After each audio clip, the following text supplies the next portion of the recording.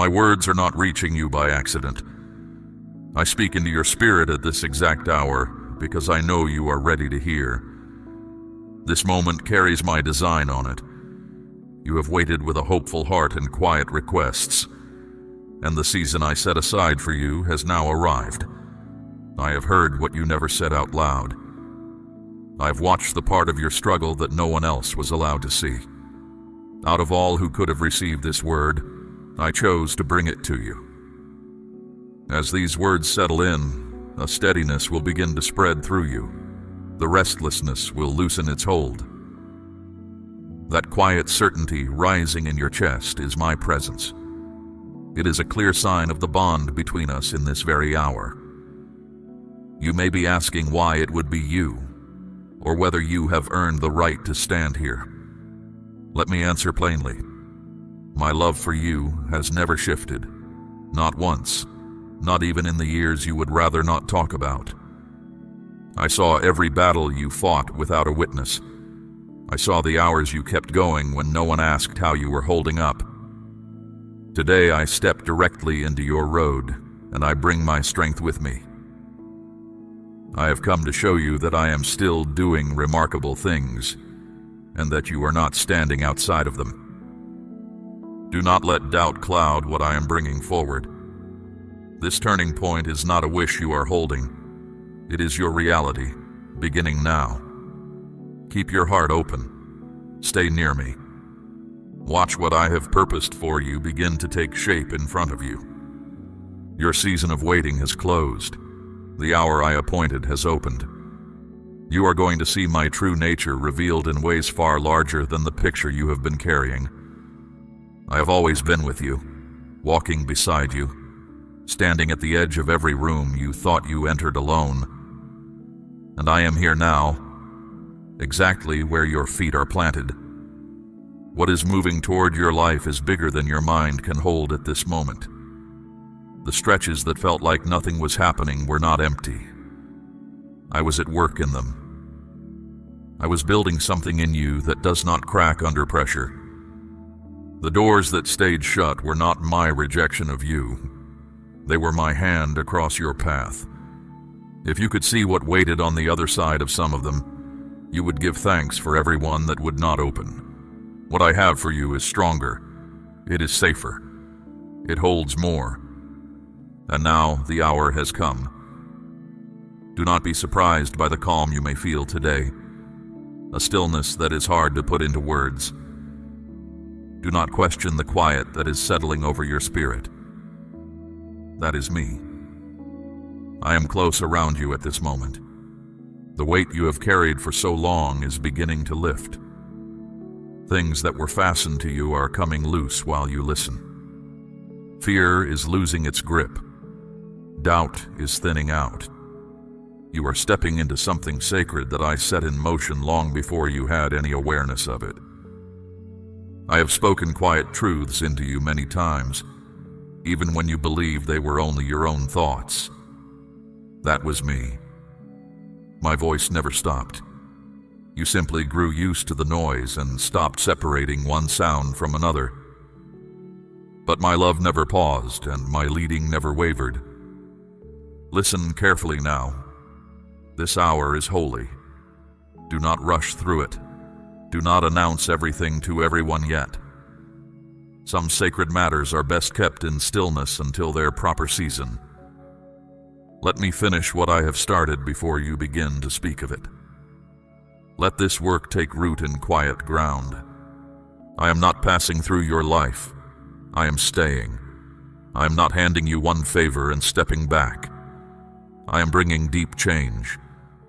I am rearranging what needed rearranging, clearing roads, turning your direction. Later you will look back and know that no one else could have done it. Perhaps you have felt small, overlooked, set aside, but I watched your spirit grow in those quiet years. You were kept back because what is coming asks for a steady core, and I let that firmness form in you first. Others may not understand what it costs you just to keep going. They did not see the road. I did. And I honor how you stayed on it, Hear this clearly. What I am bringing will ask for your full trust. It will ask for quiet thought. Not everyone around you will celebrate what I am about to do. Not everyone will understand it. That is acceptable. You are not walking this road for the approval of people. You are walking it with me. You may still feel unsure. You may be wondering whether this truly points at you. My answer is simple. Yes, it does. This is your appointed hour. This is your turning point. The long season of barely getting by is closing behind you, and a season of favor is opening in front of you. New openings are showing themselves. Answers are becoming clear. Help is being provided, and nothing can hold it back. Not your past, not your mistakes. I have spoken it, and what I speak always stands. Your part now is to guard the peace inside you. Stay in conversation with me. Keep your heart ready and your spirit quiet. Let me finish this work. Do not run ahead of it. Do not try to force what I am showing you into being. This is not something you have to chase down. It is something I am carrying to you. You have hauled weights that were never assigned to you. You have kept a steady face on so that others would not worry. But I see the real thing underneath, my beloved, and I value it far above the performance. I am not asking you to be flawless. I am asking you to be honest. Come to me exactly as you are and let me handle everything else. I am not disappointed in you.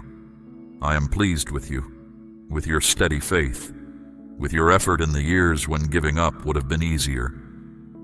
If you believe me, say your amen now. Now let me speak to the fear you have not put into words.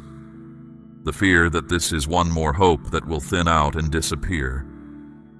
The fear that if you let yourself believe again, you will be standing in the same disappointment by the end of the month. I know that argument well. I have watched it run through you. But this season is not built like the ones behind you. I am directly involved in it. Your expectation is not foolish. You are leaning on the one who does not fail, and what I have promised is already in motion. There is something I want you to release, and I am asking for it now. Release the idea that good things arrive only so they can be taken back. That is not how I deal with you. I do not hand you something with one hand and reach for it with the other. What I give gladly, because you are mine. Let your heart open all the way again. I know you have kept parts of it closed to keep from being hurt twice. You have real reasons. But I am not entering your life to add to the pile. I am here to make you whole. Let go of the bitterness, including the kind you keep hidden and well managed. Release the quiet resentment toward the ones who wounded you and never came back to make it right. Hand those names to me. I will deal with what needs dealing with. You stay free. Bitterness is a locked door on the inside of your own house. I'm not asking you to pretend nothing happened. I'm asking you to put the memory in my keeping so it stops taking rent from your spirit. You will be surprised by how much room this makes. Your breathing will come easier. You will laugh again. Not because every circumstance turned perfect, but because you finally let me restore what was worn down. Something is coming back to you that hardship tried to dim. A steadiness. A settled kind of gladness that does not rise and fall with the news of the day. It has already started. Even now my presence is resting on you gently, and if you notice a warmth or a quiet loosening in your chest, that is my spirit confirming that I am near. Now let me answer the question you have asked me more than any other. How much longer? There were stretches when nothing appeared to move at all, and you began to wonder if I had stopped listening. Understand this. My timing is not set by what you want soonest. It is set by what will actually hold. I have been working on things you could not see. What looked like a full stop was my hand across the road. What felt like silence was my hand at work in rooms you had no way to enter. Every quiet request reached me. Not one has been misplaced. I have been nearer than you understood, holding your path steady, making certain that when the hour came, the pieces would meet the way they were meant to. And now let me answer the other fear, that you have missed your chance, that your mistakes stacked too high, that my commitment to you finally wore thin. Hear this without arguing. Nothing you have done has reduced my love for you. I do not withdraw what I have promised. My purpose for you has not moved an inch. You stumbled, I stayed. Drop the belief that you must get everything right before my kindness can reach you. That is not the arrangement. What I give reveals who I am. It is not a payment for a flawless record. You have held yourself to standards I never set for you. You decided you had to be spotless before I would act. But I act out of love for you, not out of an accounting of your performance. What I want from you is an open heart, and whatever trust you have, even if it is small. You do not need enormous belief to see great things. You need honest belief. The kind that says, I do not understand all of this, but I am placing my confidence in you anyway. That kind of trust moves what looked immovable, and you have more of it than you give yourself credit for. Your refusal to quit when you were exhausted was faith. Your choice to be kind while you were hurting was faith. The fact that you are still here, still listening for my voice, is the proof. One more thing I want lifted off you. Stop measuring your road against someone else's. Do not look at what I am doing in another life and let it make you question what I am doing in yours. Their road is not your road. I am telling a particular story with your life, shaped for you alone. You are not slow. You are not behind. You are standing exactly where you need to be for the next step I intend to take. Hold on to that, my precious child, and trust me once more. There is something else you should know about the years that felt so heavy. Some of that weight did not come from your circumstances at all. There was opposition working against you, and it was not imagined. The closed roads, the requests that seemed to go unanswered, the strange way progress kept slipping just out of reach. Not all of that was ordinary life. Some of it was arranged.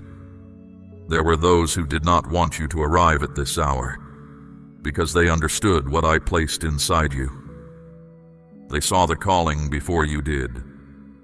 That is why the resistance came so hard and so often, aimed at the exact places where you were most tired. But it did not work. You are still standing, and that alone tells you how close I have been. Say your amen aloud if your heart agrees. I held you in the heat of the forge, and I want you to understand what was happening there. The heavy strikes were not aimed at breaking you. They were shaping an edge that holds under pressure. Metal that has never been worked bends the first time it meets resistance. You do not bend like that anymore. I was not standing at a distance during those years. I was at the anvil. I was making you ready to carry the weight of what I am now placing in your hands. While everything around you was loud, a steady current was moving underneath, and it carried you to this shore. I have set something like iron in the center of your chest. It is a foundation that will not split when the demands of your calling begin. You felt the friction. You have the marks. But the reservoir is unsealing now, and my strength is moving, and you will not be swept away by it. There is a step I am asking of you here, and I ask it plainly, because trust that stays inside the mind has not yet become trust. My child, I am asking you to place a portion of what you have, something of real weight, upon the altar of this work, as gold laid on the scales of this calling. Let it be a seed sown into deep water, an offering set on stone, not held back in fear.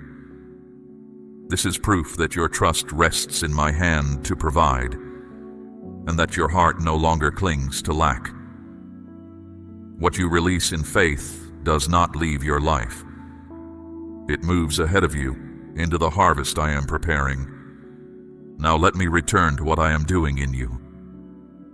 The work of the forge is finished, and the season of simply enduring has ended.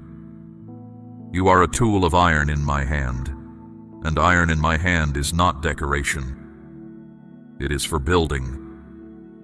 There is something in front of you that will require every bit of what those years put into you.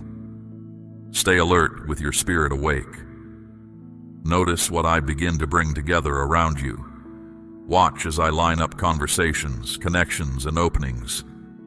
Some of them will look small at first, so small that you might dismiss them. Do not. Those are the first steps of something much larger. Do not rush and do not grow anxious. What I am building in your life is meant to last. It is not fragile, and it is not temporary. This is a change that reaches down to the roots of who you are. You are not simply going to feel better. You are going to be renewed from the inside out. I want to speak now about something that has troubled you for a long time, and about people whose names you would rather not say. You have sensed for a while that something was not right. Someone smiled at you and something in you tightened, and you had no proof. So you told yourself you were imagining it. You were not imagining it. Your spirit was picking up what your eyes could not confirm. There has been harm arranged against you in quiet, and I have kept a full record of it. Nothing done behind your back escaped my attention. I'm not telling you this to fill you with suspicion. I am telling you because the season of not knowing is over. What was hidden is coming into the open, and it will not come out by your investigation. It will come out because I am bringing it out. Watch how it happens. People will begin to show you who they are without meaning to. Conversations will turn and reveal more than the speaker intended. Old arrangements will not hold. Your own discernment will sharpen until you can feel the difference between someone who brings peace and someone who brings noise, dressed up as concern. That is not fear operating in you. That is understanding, and it is the gift that comes out of what you went through. You paid a price for it, and now you will use it well. There is a particular ache in learning that someone close to you was working against you. It is not only the loss of a person. It is the loss of the version of your life you thought you were living. I know that ache, and I am not asking you to move past it before you have felt it. But do not build a house there. The revealing is not the end of the story. It is the clearing of the ground. Once the false thing is named, the space it occupied belongs to you again, and I intend to fill it with something real. Do not go looking for a fight. Do not spend your strength trying to explain yourself to those who have already decided against you. Do not argue your case in the street. When I step in, you step back. Let me answer what your own heart could never answer well. You are not called to get even. You are called to walk free. My concern is not their punishment. My concern is your safety, and your safety is settled. No weapon shaped against you will finish its work, whether it comes at your provision, your peace, or your household. I want you to hear something else because it matters. What came against you did not come because you were weak. It came because you were carrying something worth stopping. The strong thing draws the attack, not the small thing. They recognized what I placed in you before you recognized it yourself. That is the whole reason for the pressure. It did not come from your failure. It came from your worth. and it did not accomplish what it set out to do. You are standing here. That is the answer to every accusation ever whispered about you. You are standing, and I am the reason, and what I have begun in you no one will undo. Let me tell you what to expect in the days directly ahead, because I do not want you caught off guard by your own answered prayers. Some people are going to move away from your life, and it will happen without an argument. The calls will slow. The invitations will thin. Do not chase after any of it. That is not rejection. That is the air around your life being cleared so that something else can grow in it. Trust the quiet that follows. It is not emptiness. It is room. And I will fill it with people you will recognize by the peace they carry, rather than by how loudly they promise things. You have had enough of loud promises. What comes next will be steadier and far less impressive at first glance, and it will hold. Now hear me carefully, because this next part is where many stumble. Someone who caused you real harm may come back. There will be an apology, or something shaped like one. There will be an explanation, a story about how they were lost at the time, a reminder of how much history you share. Not every apology is repentance. Some are simply a hand on the door to keep it from closing. Be slow to open. Be quick to notice. Your peace is no longer available for the taking. I am not asking you to be cold. I am asking you to be wise. You can wish someone well from a distance and still keep the gate shut. Kindness has never required you to hand over your rest a second time. Do not rebuild what I have taken apart. If I ended something, I ended it on purpose, and putting the pieces back together will only cost you the ground you have gained. Let it go where it is going. Remember Joseph, whom I loved. His own brothers sold him and told his father a lie to cover it, and for years the record showed only their version of events. He went down into a pit, then into a house that was not his, then into a prison for something he did not do. Not one of those places looked like favor from the outside, but I was not absent from any of them. I was setting him in position, and I was letting the true character of every person around him come into the open in its own time. When the famine came, the brothers who sold him stood in front of him asking for bread, and he was the one holding it. I did not require him to take revenge.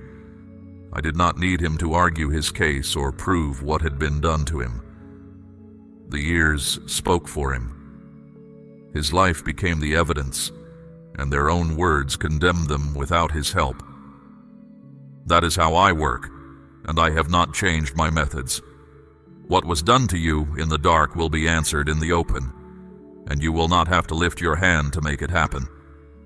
You are not the same one who used to plead to be loved. The part of you that made room for disrespect and called it patience is gone. You are not the one who stays quiet so that everyone else stays comfortable. That season is behind you. Now I want to speak to your thoughts, because that is where the next fight will be, if there is one at all. There are thoughts that rise in you that did not begin with you. Ideas that press in and stay after you have tried to set them down. They tell you that you are less than you are, that this will not last, that you should not have hoped. They are not yours, and you do not have to keep them. There is a real difference between noticing a thought as it goes by and giving it a chair by the fire. Many take in ideas they should have turned away at the door. The part of you that is joined to me cannot sit peacefully with thoughts that cut down your worth.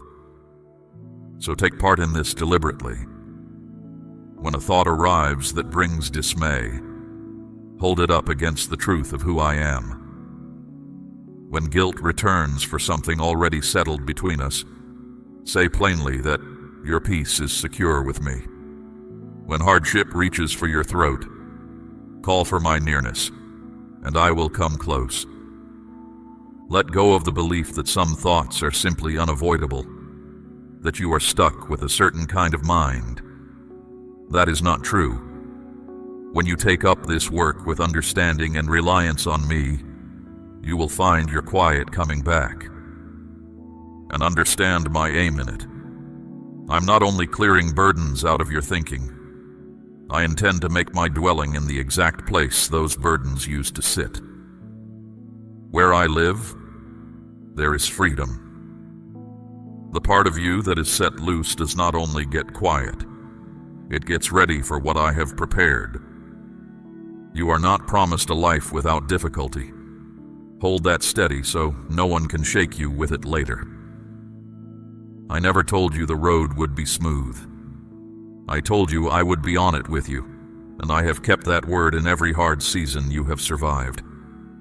The peace I give does not depend on your troubles disappearing. It comes from my presence in the middle of them. That kind of stillness does not rise and fall with the weather.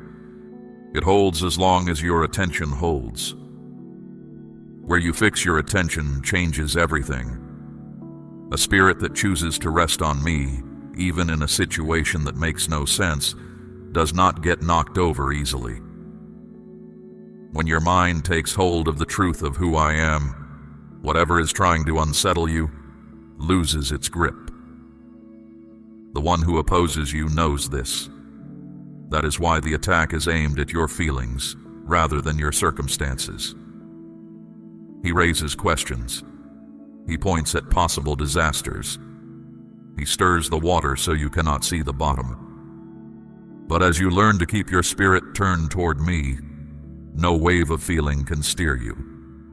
Your strength deepens each time you choose to trust while the road is still unclear. That is not a mood. It is a decision, made again and again in small moments no one else sees. Honoring me is not a feeling that arrives on good mornings. It is a choice made inside your spirit, and when you make it, the things holding you captive begin to lose their claim. This firmness is built in ordinary days.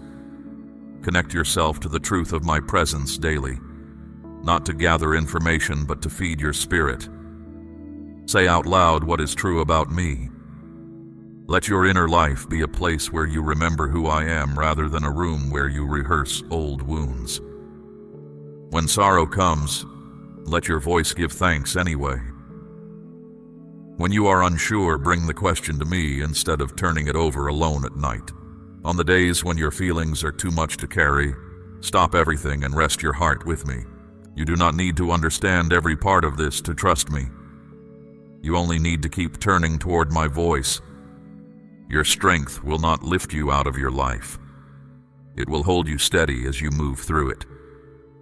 When your thoughts are set on me, even the hard hours become places where something in you is set free. That quiet inside you also makes you able to see. It clears the air enough for you to recognize the gentle understanding I send, which reaches only those who are not weighed down by constant doubt. My way of seeing goes far past what makes sense to you. When I speak, my aim is not only to hand you instructions, it is to change how you look at everything. Human thinking holds tightly to what it already knows. My leading does not. I loosen old patterns. I soften beliefs that have hardened into walls. I lead you down roads you had written off as impossible, not to confuse you, but to grow you. There will be times when I ask you to do something that looks wrong from where you stand and is right from where I stand. I will ask you to release what someone did to you. I will ask you to be gentle with those who walked away. I will ask you to begin again in a place where beginning looks pointless. What matters is not that you understand every step at the moment I ask. What matters is that you take it. In daily terms, this means you stop resisting the change I am working in you.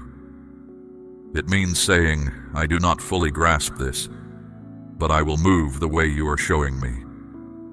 It means letting go of thoughts and habits that keep your spirit small. I am inviting you into a closeness with me deeper than anything you have known.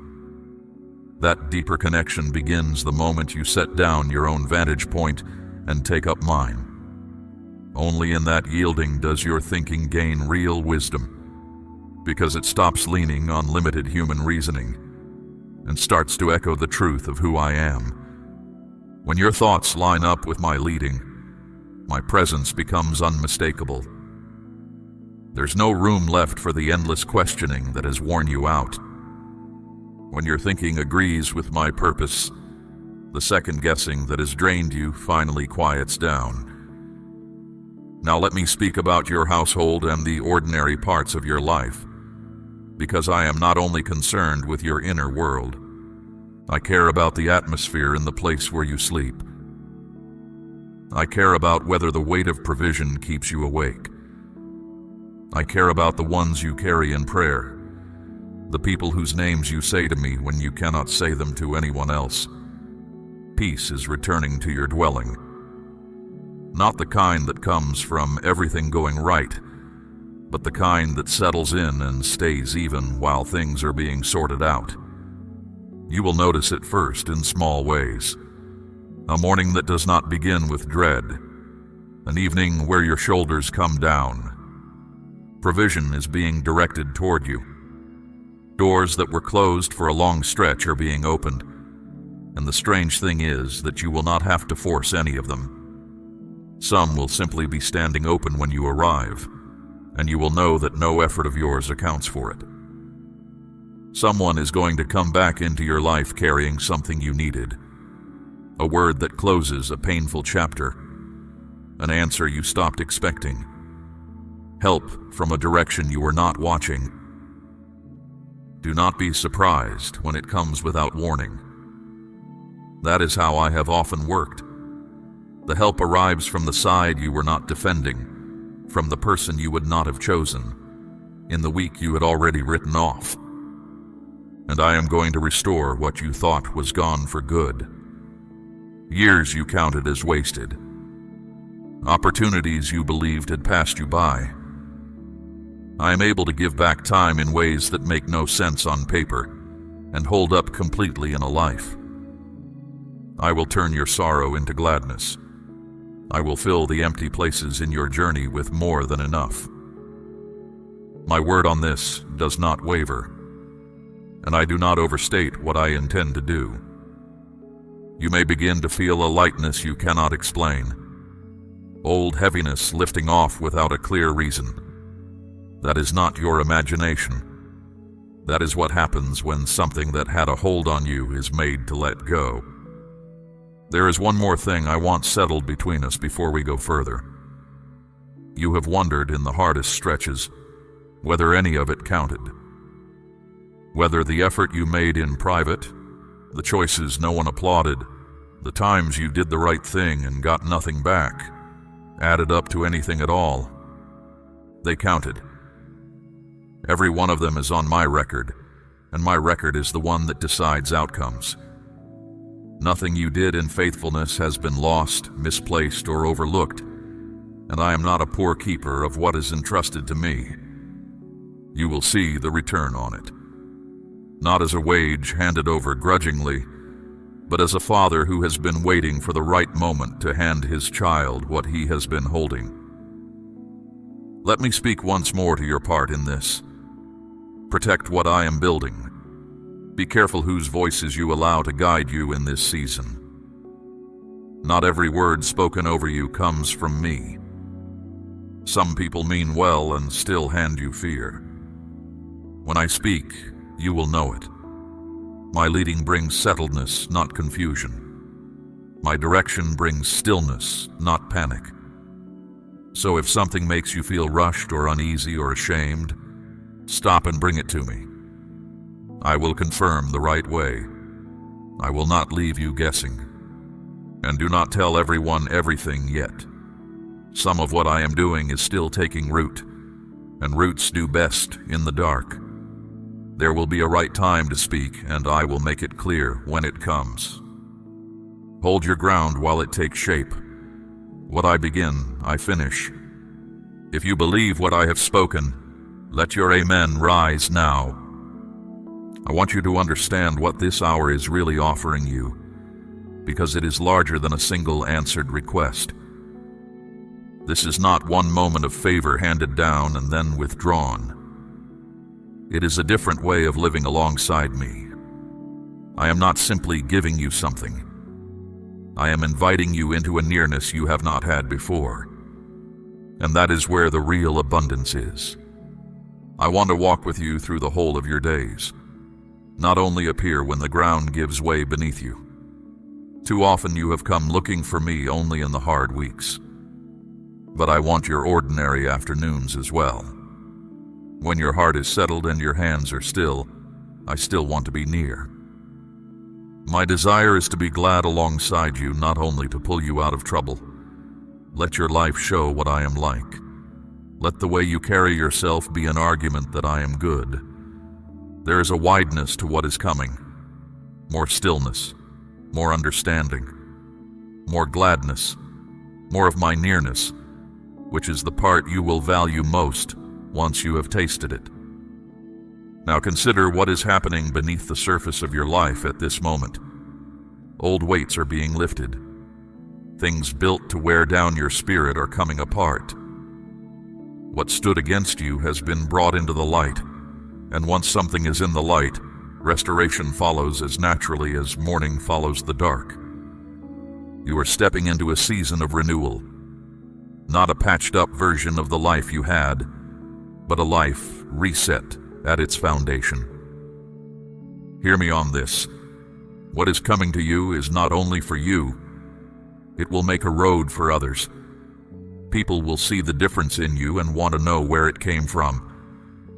Some will ask directly. Some will only watch. Either way, your changed life will speak, and you will be able to say plainly that I did it. So stand firm even while the difficulty is still visible. Stand firm even on the mornings when nothing outward has shifted yet. What I have begun is already moving toward you, and every hour brings it closer. Let me address something delicate now, about how you have handled all of this alone. You learned to manage. You learned to answer that you were fine. You learned to carry your own weight so that no one had to ask twice. That skill kept you alive in a hard season, and I am not going to shame you for it. But that season has closed, and the skill has become a wall. You do not have to hold everything anymore. Set it down in front of me. I am able to handle every question, every worry, every unresolved thing you have been turning over. When your grip loosens, you finally leave room for me to work all the way through. This is what I have been waiting for. Not more effort from you. Your surrender. You have asked me for direction, wanting to know what step to take. Here is my answer. Stay near me. Do not pull back when the quiet comes. Do not doubt me when the timeline runs longer than you planned for. I keep working in the silence, and the silence is not absence. I have never asked for a flawless record from you. I have asked for your whole trust, and there is a difference between the two that most people never learn. Lean on me completely in this moment, and I will do what no one else could do in your situation. You have carried a suspicion somewhere underneath that you were being punished, that something about you drew all of this. Let me put that down for good. You were not cursed. You were chosen, and those two things can look similar from the inside when you are tired. Being chosen does not exempt you from difficulty. It never has. Look at those I called throughout the ages, and you will not find easy lives. You will find people who were carried through impossible ground and came out with something worth handing on. That is your line, my precious child. That is the company you belong to, not the fortunate, the carried. And when you look back on this stretch of road later, you will not remember it primarily as the years you suffered. You will remember it as the years I proved myself to you. Those are not the same story, though they are made of the same days. So let your spirit rest now.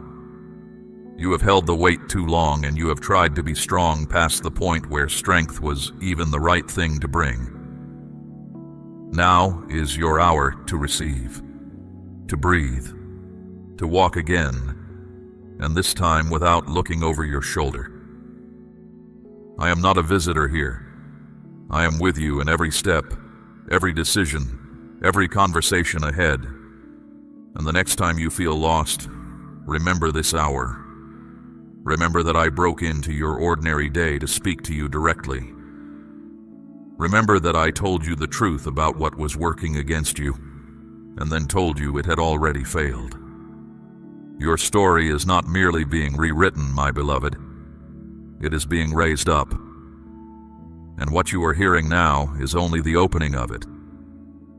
There's one more thing I want you to hold on to, and then I will tell you what is directly ahead. You are not required to have the whole picture before you take the next step. You never have been. The road opens as you walk it, and it has always opened, even in the years when you could not see 3 days out. Look at what is behind you honestly. You did not have the answers then either, and yet here you are, still standing, still listening, with more strength in you than the version of yourself who started out. That is not luck, and it was not your own doing alone. So take the next step without demanding the full map first. I've not brought you this far to leave you standing at the edge of it. Here is what lies directly in front of you. In the days just ahead, watch for confirmation. It will not always arrive the way you expect. It may come as a dream that stays with you long after you wake, carrying a clarity that dreams do not usually have. It may come as a word from someone who had no way of knowing what you were praying about. You may feel something break loose that had been fastened to you for years, without being able to point to what caused it. Not everything I do announces itself. Watch also for a turn in the road you had not planned for, a change in direction that arrives as a closed door and turns out to be a rescue. Some of what you called your future was beneath what I intend for you, and I am not going to let you settle there out of loyalty to an old plan.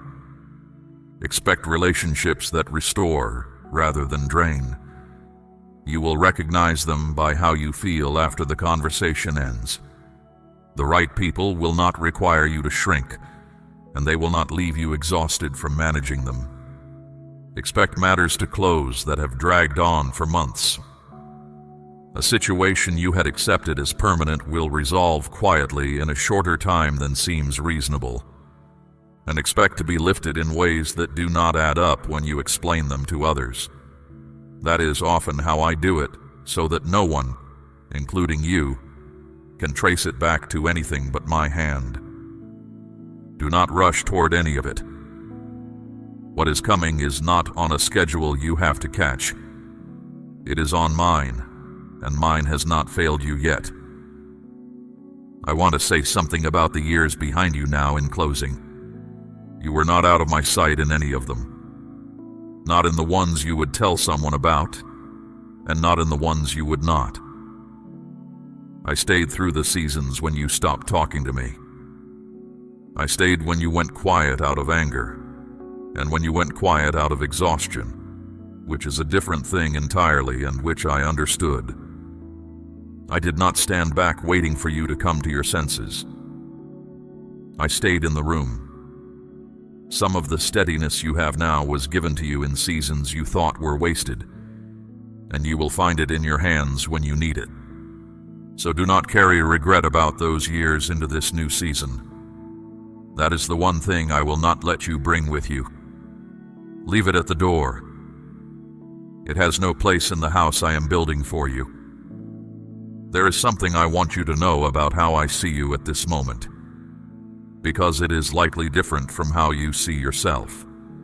You have measured yourself by what you have not accomplished, by the things that fell apart while you were doing your best to hold them. That is the ledger you keep, and you keep it faithfully. I keep a different one, Mine records the morning you got up when there was no reason to. The kindness you gave when you had nothing left. The prayer you said for someone else while your own situation was unresolved. The quiet refusal to become bitter when bitterness would have been understandable. That is what I have been writing down, and it is a longer list than you would guess. When I look at you, I do not see someone who fell behind. I see someone who kept faith in conditions that break most people. Now the life in front of you asks for a different posture than the life behind you. You will not be walking with your guard up all the time. That was necessary once. It is not necessary now. And if you keep it up, it will start to keep good things out along with the bad. Trust me to sort what comes to your door. You will not be explaining yourself constantly.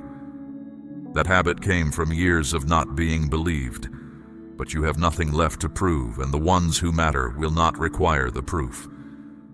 And you will not be waiting for the other shoe to fall. I know that watchfulness. It kept you braced through hard seasons, and it will tell you it is wisdom. But in this season, it is only a way of refusing to enjoy what I am giving you. Receive it, my beloved. That is your assignment. Receive it fully and without apology, the way a child receives a meal without wondering whether it was deserved. Walk into your ordinary week and let the change show. Let people notice that something in you is settled. Let the atmosphere in your dwelling shift because you brought a different spirit through the door. Be generous with what I give you. What flows through open hands keeps flowing. What gets gripped tightly starts to stop. Be honest about what you have come through when someone needs to hear it. Your account of these years will be the bridge somebody else crosses. Not the polished version, the true one, including the part where you almost gave up and did not. And when difficulty comes again, because it will come, remember what you learned in this hour. It is not evidence that I have left. It is not a sign that the promise failed. It is simply the road, and I am on it with you exactly as I have been. You will not face the next hard thing the way you faced the last one. You will face it with something in you that has already been tested, and with a memory of this hour to steady you. So rise now. Rise with clarity. Rise with your heart guarded and your hands open. The season of barely holding on has closed behind you, and I am not sending you back into it. What is coming will be bright enough that the difficulty behind you will lose its power to define you. It will still be part of your story. It will no longer be the title of it. I have spoken this over your life. I do not speak in order to fill the silence. What I say, I do. You are held. You are seen. You are known completely, and you are loved without condition. And none of that depends on your performance tomorrow. Go and live it, my precious child. I am ahead of you, behind you, and beside you on the road. And now, before you go, let your amen be the seal on everything I have spoken today. We run on viewer support only. For exclusive member-only content, scan the QR or see the pinned comment. God bless you.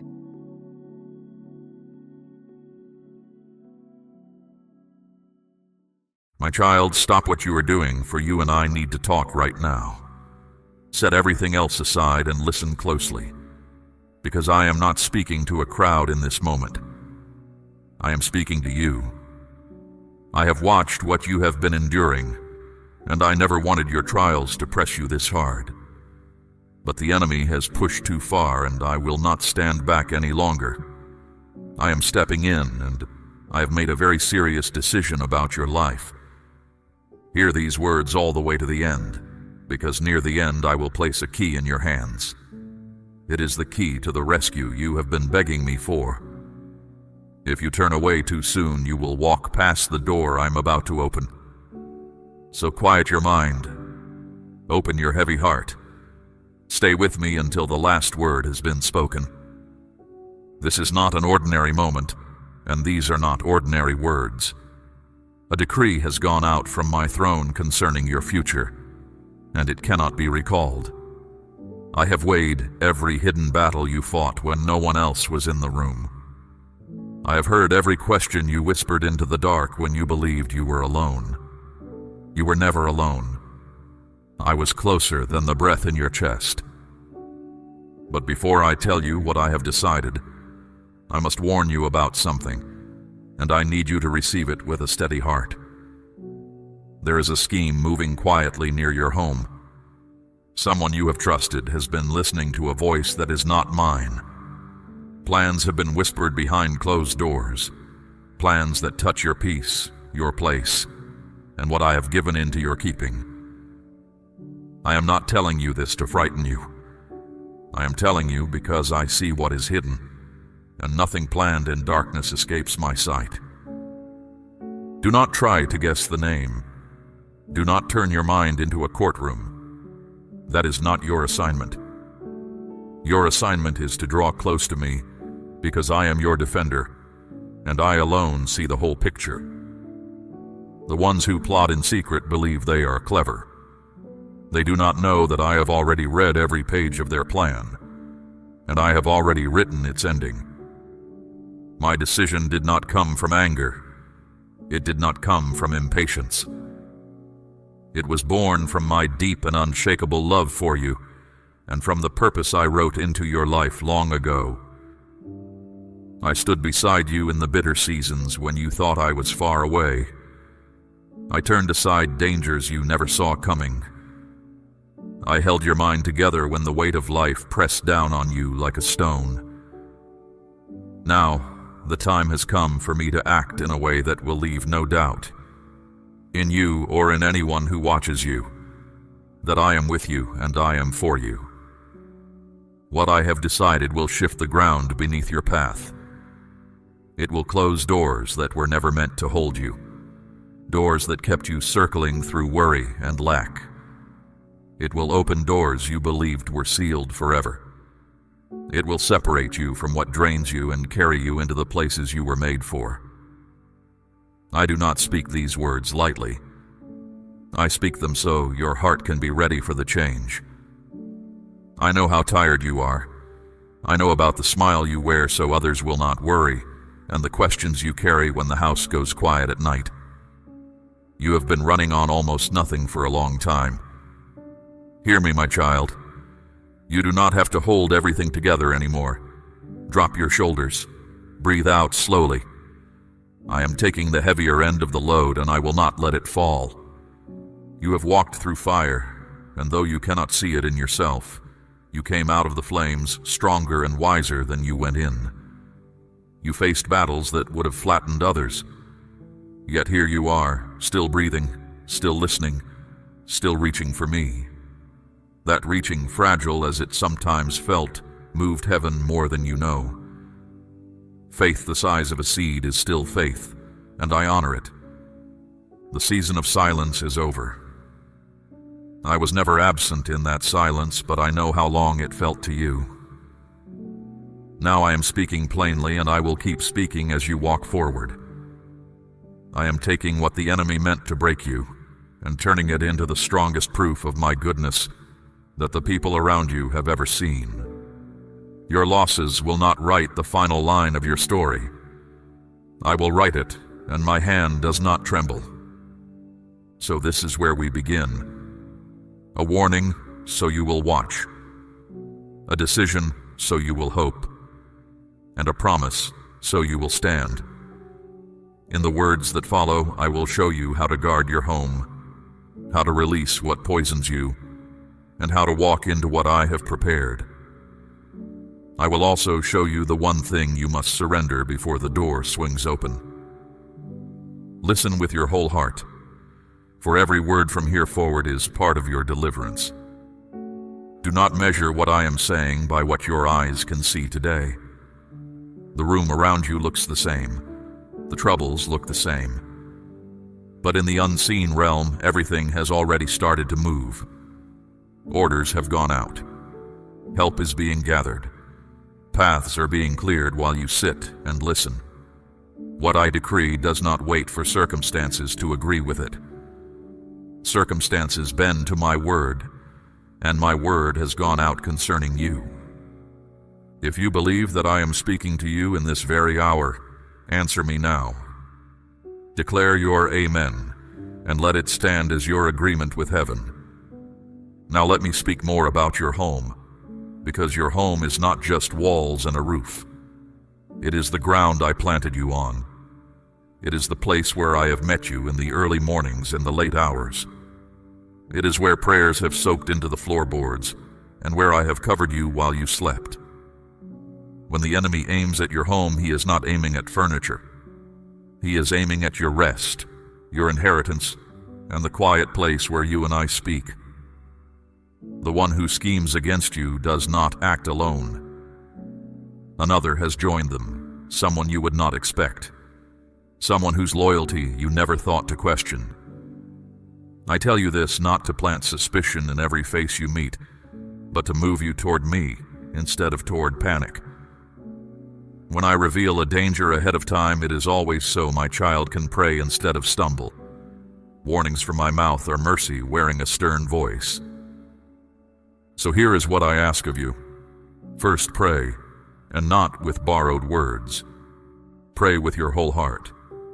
Walk through your home, room by room if you are able, and speak my name over each one. Say aloud, "This home belongs to the Lord. This ground is holy. No plan formed against this house will stand." When you speak those words in faith, you are not performing a ritual. You are agreeing with what I have already established, and your agreement matters in the unseen world. Picture my protection the way my servant Elisha's helper finally saw it, when his eyes were opened and the hills were full of horses and chariots of fire. What surrounded that servant surrounds you. My hosts stand at your doors. My presence fills your rooms like light that has no shadow in it. Nothing unclean passes that guard without my permission, and I have not given it. Second, stay watchful, but do not become afraid. There is a difference between a soldier on the wall and a prisoner of dread. The soldier watches with steady breath because he trusts the one who set him there. The prisoner jumps at every sound because he believes he is alone. You are not alone, so watch like the soldier. Notice what your spirit notices. A change in someone's tone, an odd insistence, a kindness that feels rehearsed, a question that reaches for information it has no reason to need. These small signals are not accidents. They are my quiet nudges, teaching you to discern. Do not confront anyone in anger. Do not announce what you know. Do not gather allies for a battle I never assigned you. If action is needed in the natural world, I will show you plainly. Tend to the simple, wise things. Secure what should be secured. Be careful what you tell and to whom. Guard your words the way a wealthy man guards his storehouse, for loose words have opened more gates to the enemy than broken locks ever did. Third, keep your heart clean while I work. This may be the hardest thing I ask. Do not let bitterness take root against the ones moving in the shadows. Bitterness feels like armor, but it is a leak in your walls. When you release them into my hands, you are not excusing what they have done. You are refusing to carry poison on my behalf. Vengeance is mine. Justice is mine. I have never once lost a case I chose to judge. I want you to understand why this attack has come now, at this exact season. The enemy does not waste effort on people going nowhere. He watched the same thing I watched, the decree going out over your life, and he panicked. This scheme against your home is not proof that you are cursed. It is proof that you are positioned. He hopes to shake your foundation before your new season arrives, because he knows that if you stay planted in your place, in your peace, and in your faith, you will become a wall he cannot climb. So do not read this trouble as abandonment. Read it as confirmation. Storms gather around houses that are about to be filled. And remember what I did in the days of Job, when the accuser had to ask permission before he could touch anything, and even then a boundary was set that he could not cross. No hand moves against you without passing my throne first, and my throne does not sleep. Some nights you may feel a heaviness in a certain room, an unease you cannot explain. Do not brush it aside and do not fear it. Stand in that place and pray. Speak my promises out loud until the air itself feels different. Your voice, joined with my word, carries authority you have barely begun to use. What you bind on earth is bound in heaven. What you loose on earth is loosed in heaven. Bind the scheme. Loose my peace. Then sleep, because the watch does not depend on your eyes staying open. It depends on mine, and mine never close. I also ask you to be still at some point each day, even briefly. The enemy's plan needs noise to survive. My plan is revealed in quiet. In the stillness I will drop understanding into your spirit, sometimes as a thought that arrives with unusual peace, sometimes as a dream, sometimes as a knowing you cannot trace. Write down what I show you if you can. Not every impression is mine, but you will learn my voice the way a sheep learns its shepherd, by walking with me daily, not by straining in a crisis. My child, the ones who plot believe they are moving toward victory. They are actually walking toward exposure. Every hidden agreement will come into the light. Every lie will unravel from the inside. You will not need to lift a finger to make it happen. Your part is faith, prayer, and a guarded, forgiving heart. My part is everything else, and I have never failed at my part. If you trust me to stand watch over your home and your life, speak it now. Say aloud, I rest under your protection, Lord, and let those words settle over your house like a covering. Now let me open my heart about the decision itself, because you deserve to know what has been settled concerning you. I have decided to end the long season of barely holding on. I have decided that the weight you have carried has reached its limit, and that the next stretch of your road will look nothing like the last one. I am not patching the old life. I am building something new, from the foundation upward. This decision will deliver you, but deliverance is only the beginning. A prisoner set free at the gate still needs somewhere to go. So I am not only bringing you out, I am bringing you in. Into rest for your worn-out heart, into strength for your battered spirit, into rooms I furnished for you before you ever knew their names. The same voice that said, "Let there be light," has said, "Let there be a new season for my child," and creation itself makes way when I speak. But hear me carefully. A decision of this size comes with an invitation, and the invitation is trust. Not the careful, half-guarded trust you have offered before, with one hand on my promise and one hand on your backup plan. I'm inviting you into open-handed trust, the kind Abraham showed when he walked toward a land he had never seen, the kind the widow of Zarephath showed when she baked the last of her flour for my prophet first, and her jar refused to run empty from that day on. That kind of trust always shows itself in what the hand releases. Fear grips. Faith releases. Fear counts what is left. Faith counts on me. You have lived a long time under the quiet teaching of lack, the voice that says there will never be enough. Hold on, protect yourself, because no one else will. That voice sounds sensible, but it is a chain. I am breaking it today, and I will ask you to help me break it, because chains of the heart are broken by acts of the will. My child, I am asking you to place a portion of what you have, something of real weight, upon the altar of this work, as gold laid on the scales of this calling. Let it be a seed sown into deep water, an offering set on stone, not held back in fear. This is proof that your trust rests in my hand to provide, and that your heart no longer clings to lack.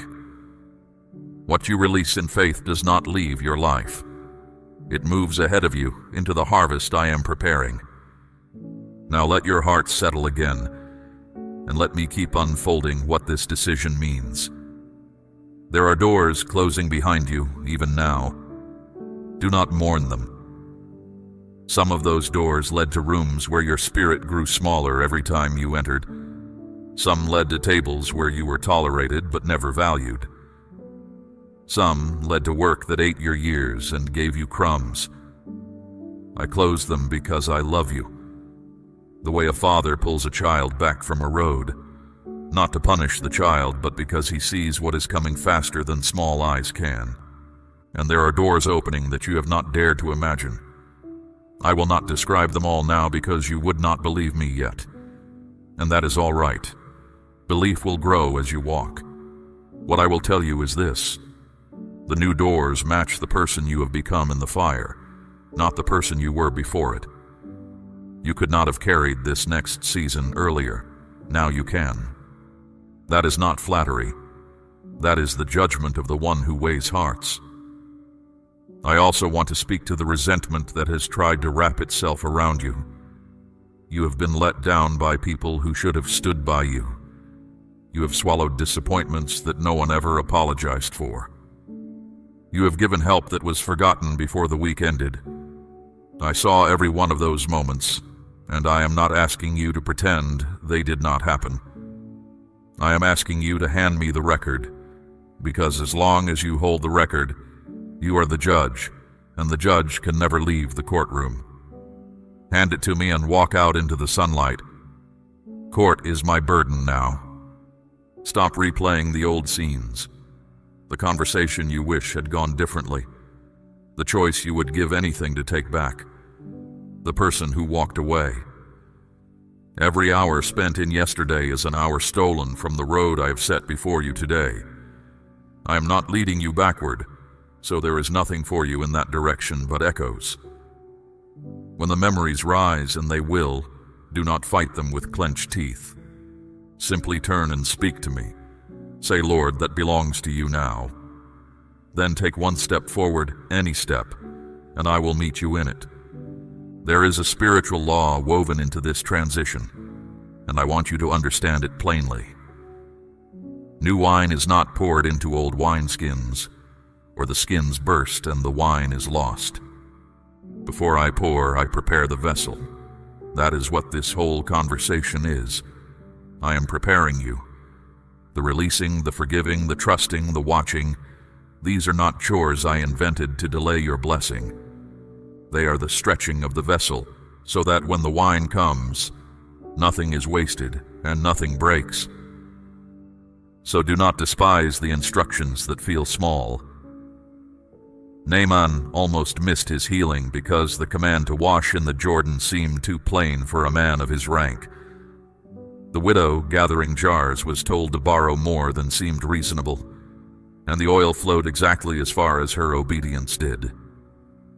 It is the same with you. The size of what I pour will follow the size of what you prepare. Prepare largely. Expect largely. I am not a God of thimbles. I am the God of the open heavens, and I have decided that it is your time to stand under them. Let me teach you now about the two voices that will compete for your attention in the days ahead, because recognizing them will save you from many wounds. The first voice is fear. Fear speaks quickly and loudly. It rushes you. It paints the worst ending to every story and calls the painting wisdom. It says, act now before it is too late. And then it says, it is already too late. Why act at all? Fear contradicts itself constantly, because its purpose is not to guide you. Its purpose is to exhaust you. My voice is different. I do not rush my children. Even my warnings come wrapped in steadiness. When I speak, there is weight without panic, urgency without chaos. My voice makes you want to pray. Fear makes you want to spiral. My voice brings a path. Fear brings a maze. Learn this difference and test every thought against it. Whatever drains your strength before you have taken a single step did not come from me. The enemy knows he cannot cancel what I have decreed, so he has shifted his aim. If he cannot stop the blessing, he will try to make sure you are too distracted to walk in it. Watch for this. Sudden, urgent troubles that demand your whole mind and dissolve into nothing. Old temptations returning in new clothing.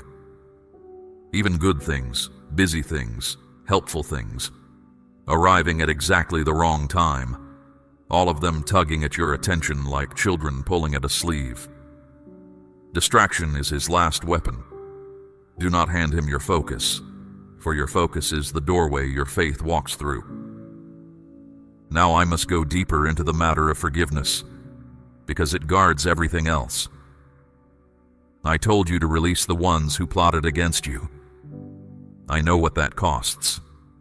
Betrayal from a stranger bruises. Betrayal from a friend cuts to the bone, because they used a key you gave them.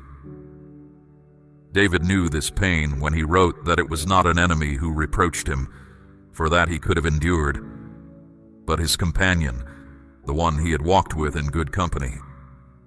Joseph knew it when the brothers who shared his father's table sold him to strangers and sat down to eat. But watch what Joseph understood by the end. Standing before those same brothers with all the power in Egypt at his fingertips, he said, "You meant evil against me, but God meant it for good, to save many people alive." He did not deny the evil. He simply saw a larger hand at work above it.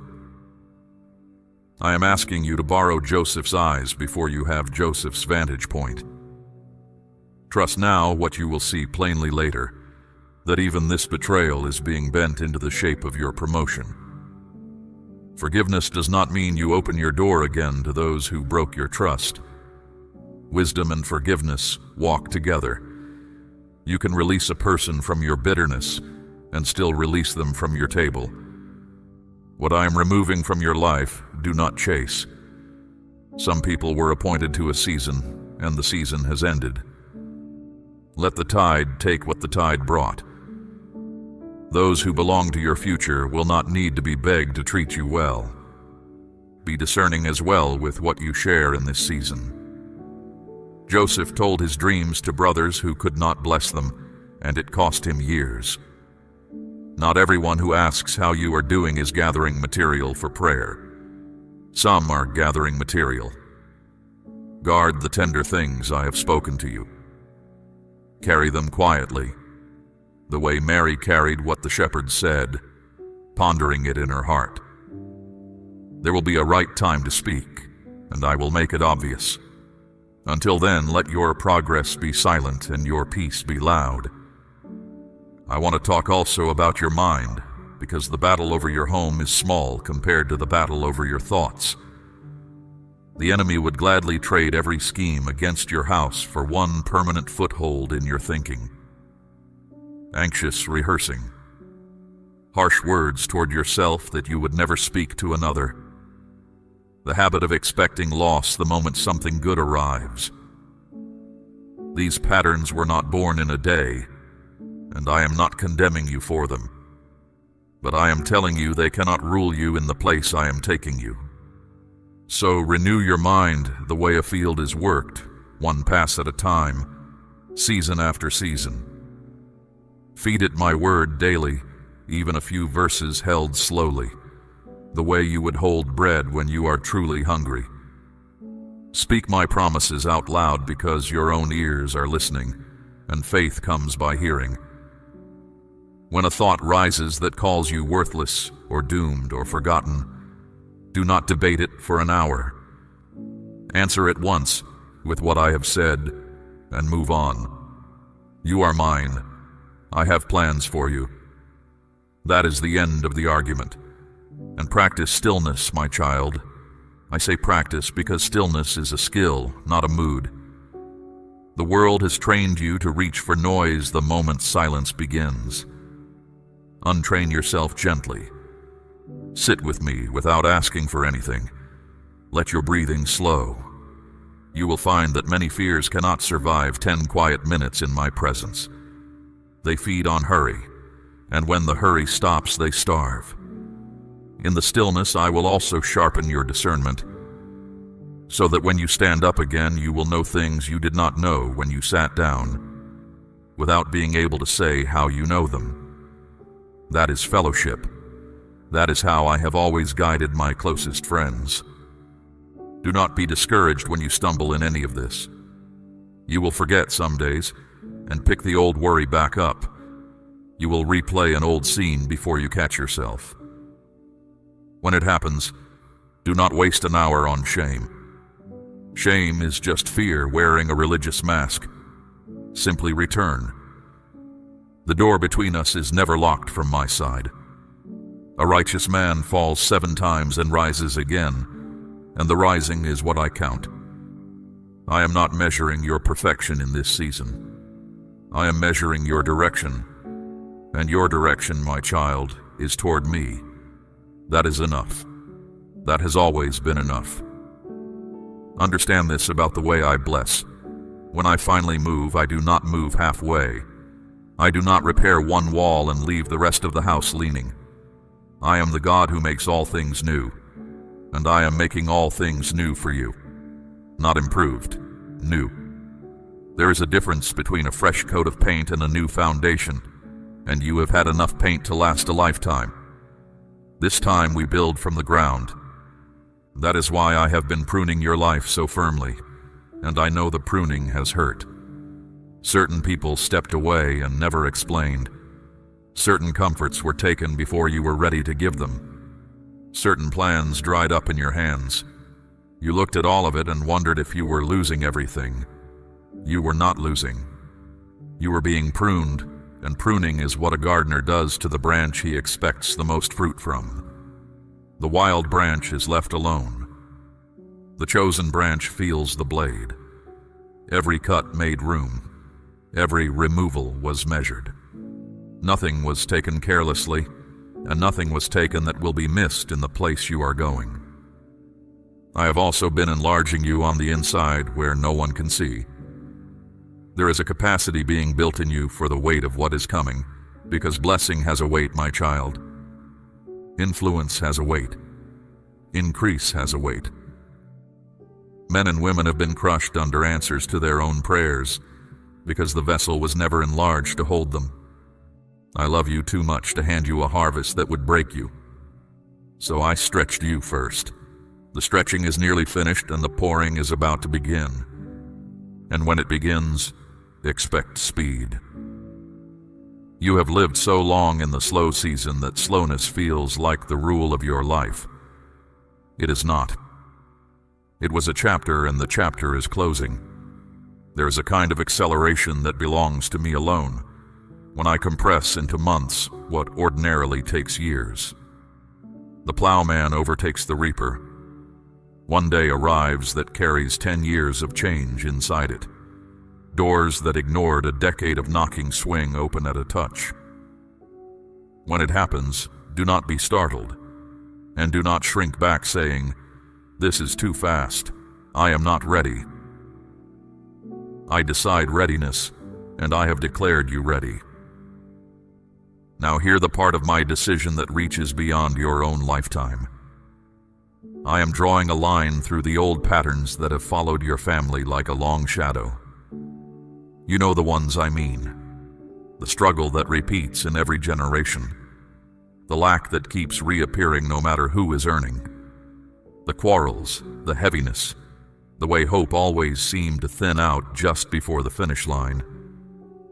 These patterns presented themselves to you as if they were your inheritance. They are not your inheritance. They are trespassers on your inheritance, and I am evicting them. I have chosen you as the one in your line where it stops. Not because you are the strongest who ever carried your family's name, but because you are the one who kept turning to me. And one person in covenant with me is enough to change the direction of a whole house. Because of what settles in this season, those who come after you will start from ground you never got to stand on. The ones you love and the ones you carry in prayer will taste fruit from trees you planted in your hardest seasons. This is how I work across generations. One faithful life becomes a gate, and through that gate a whole family walks into open country. Your assignment then is bigger than your relief.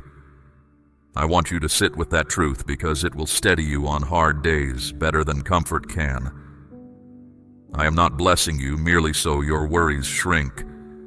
I am blessing you so that you become a supply line. There are people you have not met yet who are waiting on the other side of your obedience. There are rooms where hope has never been spoken in a believable voice, and I am preparing your voice for those rooms.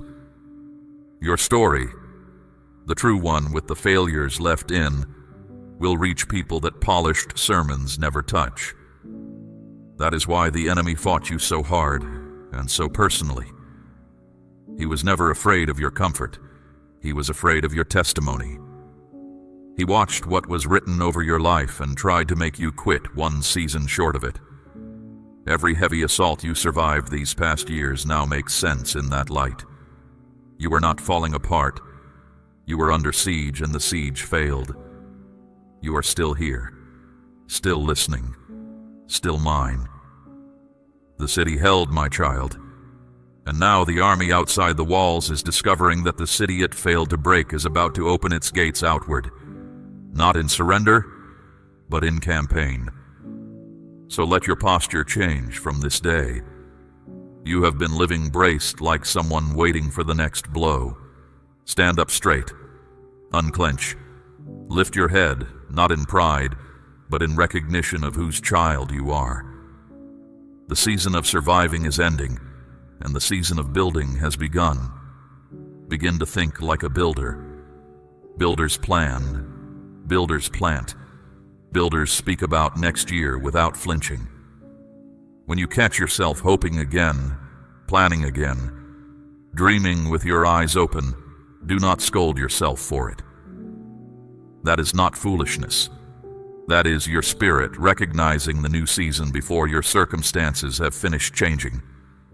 And in all of it, stay near to me. Not near to the blessing, near to me. The gifts I give are good, but they make poor gods, and everything I place in your hands is safest when your heart remains in mine.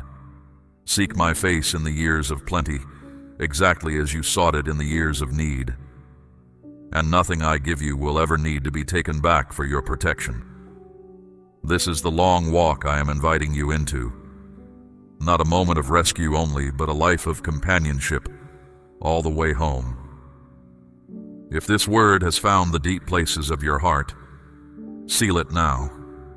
Speak the words, "Amen, Lord, I receive it," and let heaven record your answer. Now let me speak of vindication, because I have not forgotten what was done to you, and I have not forgotten who did it. I saw the ones who smiled at your table while working against you in private. I saw who vanished in your hardest hour, the very people you had carried when they could not walk. I heard the words spoken about you in rooms you were never invited into. You wondered sometimes if any of it was ever going to be answered. It is going to be answered, but it will be answered my way, not yours, and my way is cleaner, deeper, and final. Your way would be to explain yourself, to correct the record, to make them see. Let that go. You cannot argue a shut heart open, and you were never assigned to. My way is a prepared table. I set it slowly, with care, in the full sight of everyone who wrote you off, and then I seat you at it. No speech is given, none is needed.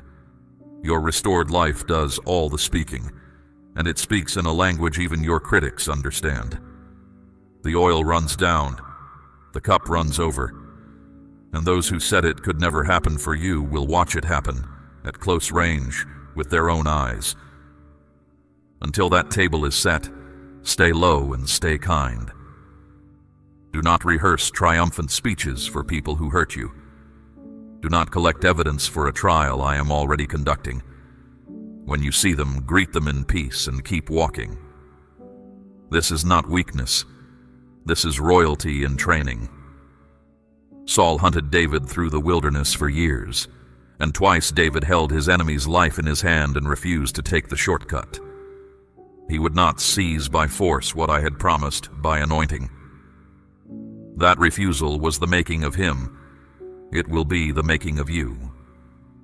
And do not be surprised that not everyone celebrates your rising. Increase reveals hearts. Some who were comfortable with you struggling will grow strangely quiet as you heal. Some will question favor they never questioned on anyone else. Do not let their coldness plant doubt in you, and do not shrink to keep them comfortable. A lamp is not lit to be hidden under a basket. You do not owe an apology for what my hand is doing, and you do not need a single person's permission to receive what I have decided to give. Remember also what I told you at the start. What I have decreed cannot be overturned.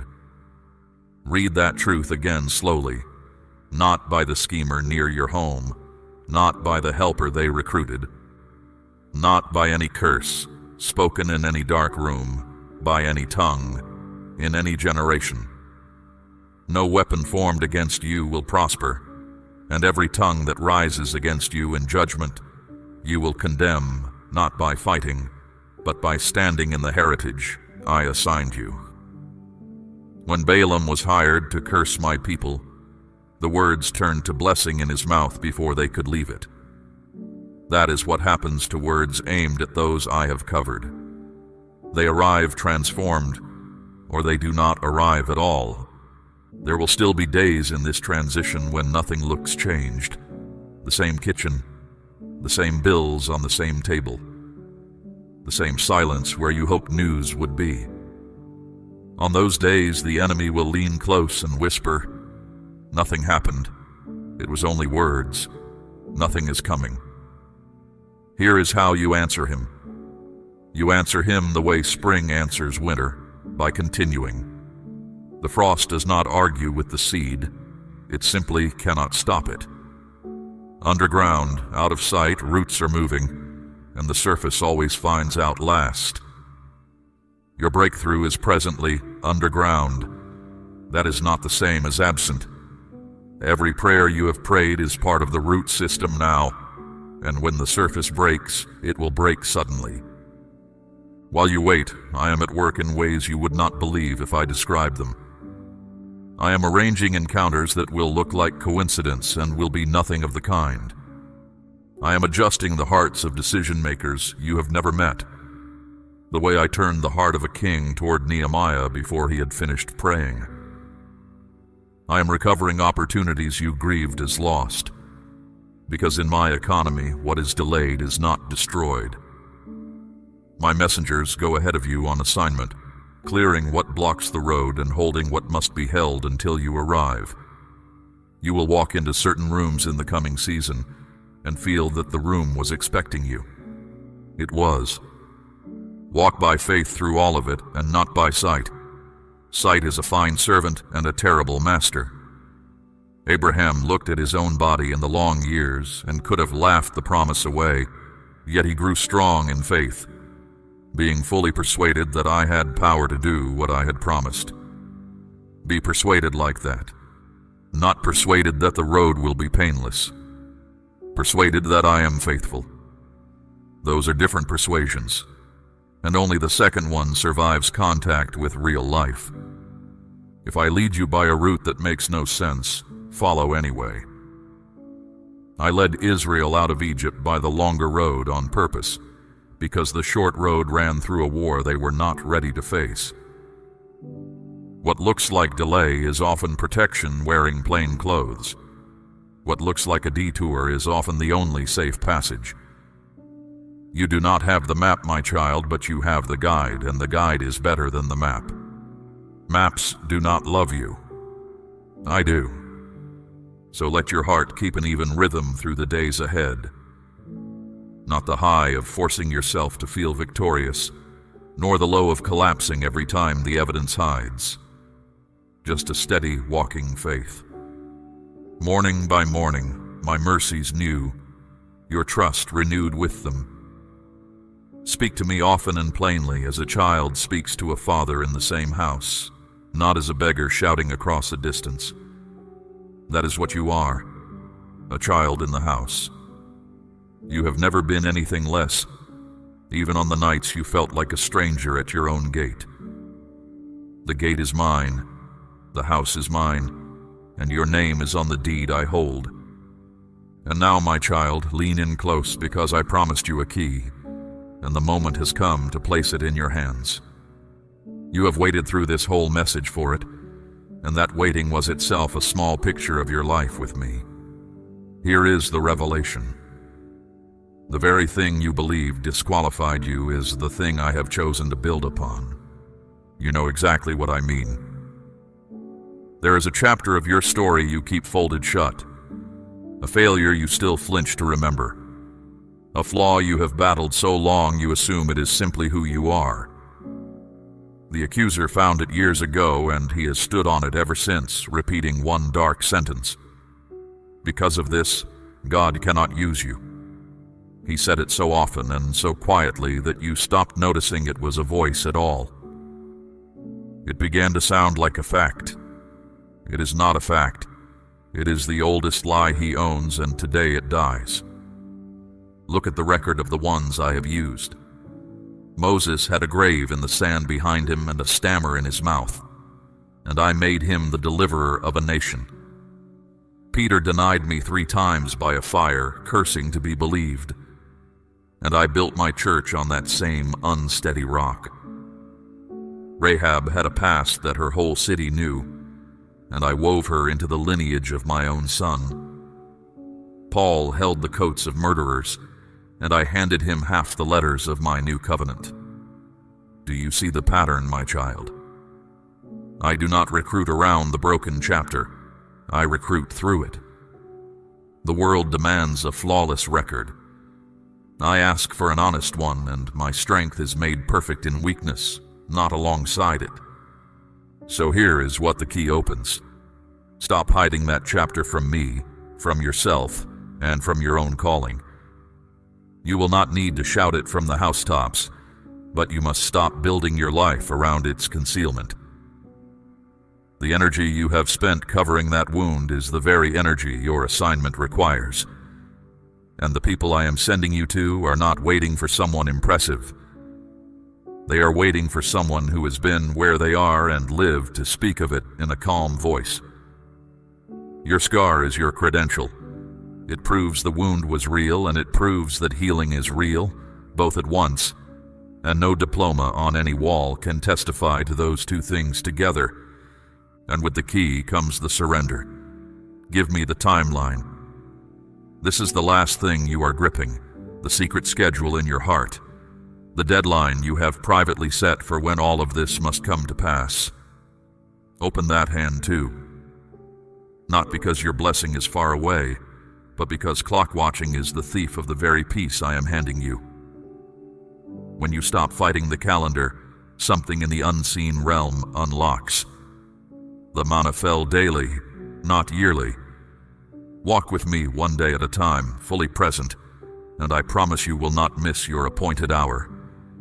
It is not possible to be walking with me and be passed over by what I have decreed for you. So rise now, my child. Rise from the posture of the waiting room and take up the posture of the sent.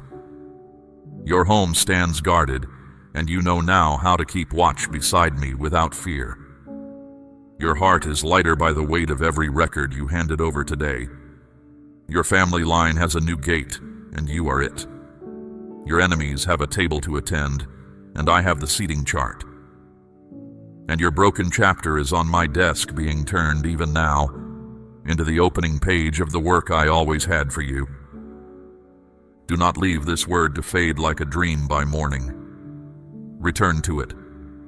Let it settle into your bones the way rain settles into deep ground, slowly, past the surface, down where the roots drink. Speak pieces of it aloud in your house. Let your own voice carry my promises down your hallways until the walls themselves seem to hold the sound. A word received once is a visit. A word rehearsed daily is a dwelling. Make this one a dwelling, and carry it beyond your own walls. Somewhere near you is a soul in the exact darkness you are stepping out of. Someone rationing their hope the way the poor ration bread, certain that heaven has lost their address. Find them. You will know them when you see them, because you will recognize the look you used to wear. Tell them what I have told you, or simply pass this word along to them, and let it do for them what it has done for you. Rescued people, rescue people. That is the oldest chain of my kingdom, and today you become a link in it. Now receive my blessing, spoken over you as a father speaks over a child before a journey. I bless your going out and your coming in, from this day and forward. I bless the work of your hands, that it may prosper and not be plundered. I bless your table, that it may know fullness, and your door, that it may know peace. I bless your sleep, that it may be sweet and unbroken, free from the dread that once sat at its edge. I bless your eyes, that they may recognize my hand quickly, and your ears, that my voice may never again sound far away. I bless the ones you love, near and far, the ones you name in prayer and the ones you carry in silence too deep for naming. I bless your comings and goings through every threshold of the home I am guarding. Where there has been mourning in your walls, I decree gladness. Where there has been scarcity, I decree enough and then beyond enough, that you may give freely and lack nothing. And over every scheme still whispering in the shadows, I decree exposure and collapse, for no counsel formed against my covenant can stand. The watchers I have posted at your gates will remain at their stations long after this hour has passed, and their swords do not rust, and their eyes do not dim. Walk out of this hour differently than you walked in. Unhurried, because your times are in my hand. Unafraid, because your watchman does not sleep. Unashamed, because your record is settled in my mercy. When the old whispers return and they will attempt one last visit, you will find they have lost their grip, because a spoken decree of mine now stands where the lie used to live. I am with you always, my child, not with you as a distant watcher, but with you as breath is with the body, as light is with the morning. Nothing that meets you tomorrow will meet you before it has met me. This is my word, and heaven and earth will pass away before it fails you. Go now in peace, and go in power. The door is open, the path is lit, the decision is made, and it is good. Now, before my voice gives way to silence, answer your Father one last time. Let your amen rise like incense, and let it be the first word of your new life. We run on viewer support only. For exclusive member-only content, scan the QR or see the pinned comment. God bless you.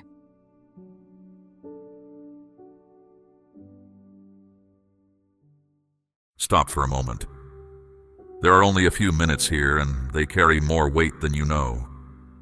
I am speaking directly to you right now, because something powerful is about to shift in your life, and I do not want you to miss it. This is not an ordinary moment. This is a divine interruption sent to reach your heart before you walk past it. Do not turn away. Stay with me and listen. I have good news for you. Not vague comfort, not a distant promise. Real good news, already moving toward you, and it is coming because of something you did. You thought no one noticed. You thought it disappeared into silence. It did not. I saw it, and I have answered it. Let me tell you what I saw. You showed patience when you had every reason to give up. You stayed quiet when everything in you wanted to react. You chose faith while fear stood at your door and called your name. That choice was not small. That choice opened a door in heaven that no hand on earth can close. You have been wondering if your efforts mattered. You have been asking in the quiet hours whether your prayers went anywhere at all. Hear me now. Nothing you did in faith was lost. Every decision you made when no one was looking has been building this moment. What you are about to step into is not luck. It is a response. I know how close you have come to letting go of everything you once believed. I know the silent battles no one else has heard about. You carried them alone, or so you thought. But I was there. I have not left you, and I have not forgotten one promise spoken over your life. Not one. What you are feeling right now is not fear. It is the shaking that comes before transformation. It is the pressure that comes before breakthrough. It is the moment when everything you have been holding in tension finally begins to move. Do not mistake this trembling for danger. It is the sound of a door unlocking. The season is shifted. The time you thought you had to wait through is no longer in front of you. The opportunity is standing here now, in this moment, while my voice is reaching you. I am not asking you to be perfect. I am asking you to be willing. Open your hands. Stop resisting what your spirit already knows is true. I am removing delays. I am breaking patterns that have repeated in your life for years. I am laying down a path you could not have built on your own. You have been waiting for something to finally move in your favor, and I am telling you plainly, it is moving now, not someday. Now! What stands ahead of you is not a small improvement. It is a complete shift, and it will touch every part of your life. The things that held you back will lose their grip. The doors that stayed shut will begin to open. The confusion that sat over your mind like a fog will begin to clear, and you will see what I have seen all along. My child, do not think this moment found you by chance. It was appointed. It was timed. It was delivered at the exact hour you needed it, because I know precisely where you are and precisely what you need. The prayers you whispered when no one else was near did not vanish into the ceiling. They reached me. And this is my answer beginning. You have carried weight that was never meant to stay on your shoulders this long. I am lifting it now. The pressure that made you feel trapped is starting to crack apart. The heaviness that followed you from room to room is losing its hold. I am releasing you from cycles that kept repeating, from thoughts that kept you small, from fears that kept whispering that nothing would ever change. Those fears lied to you. Hear me say it plainly. They lied. You are not going back to who you were because that version of you has finished its work. It carried you here. It endured what had to be endured.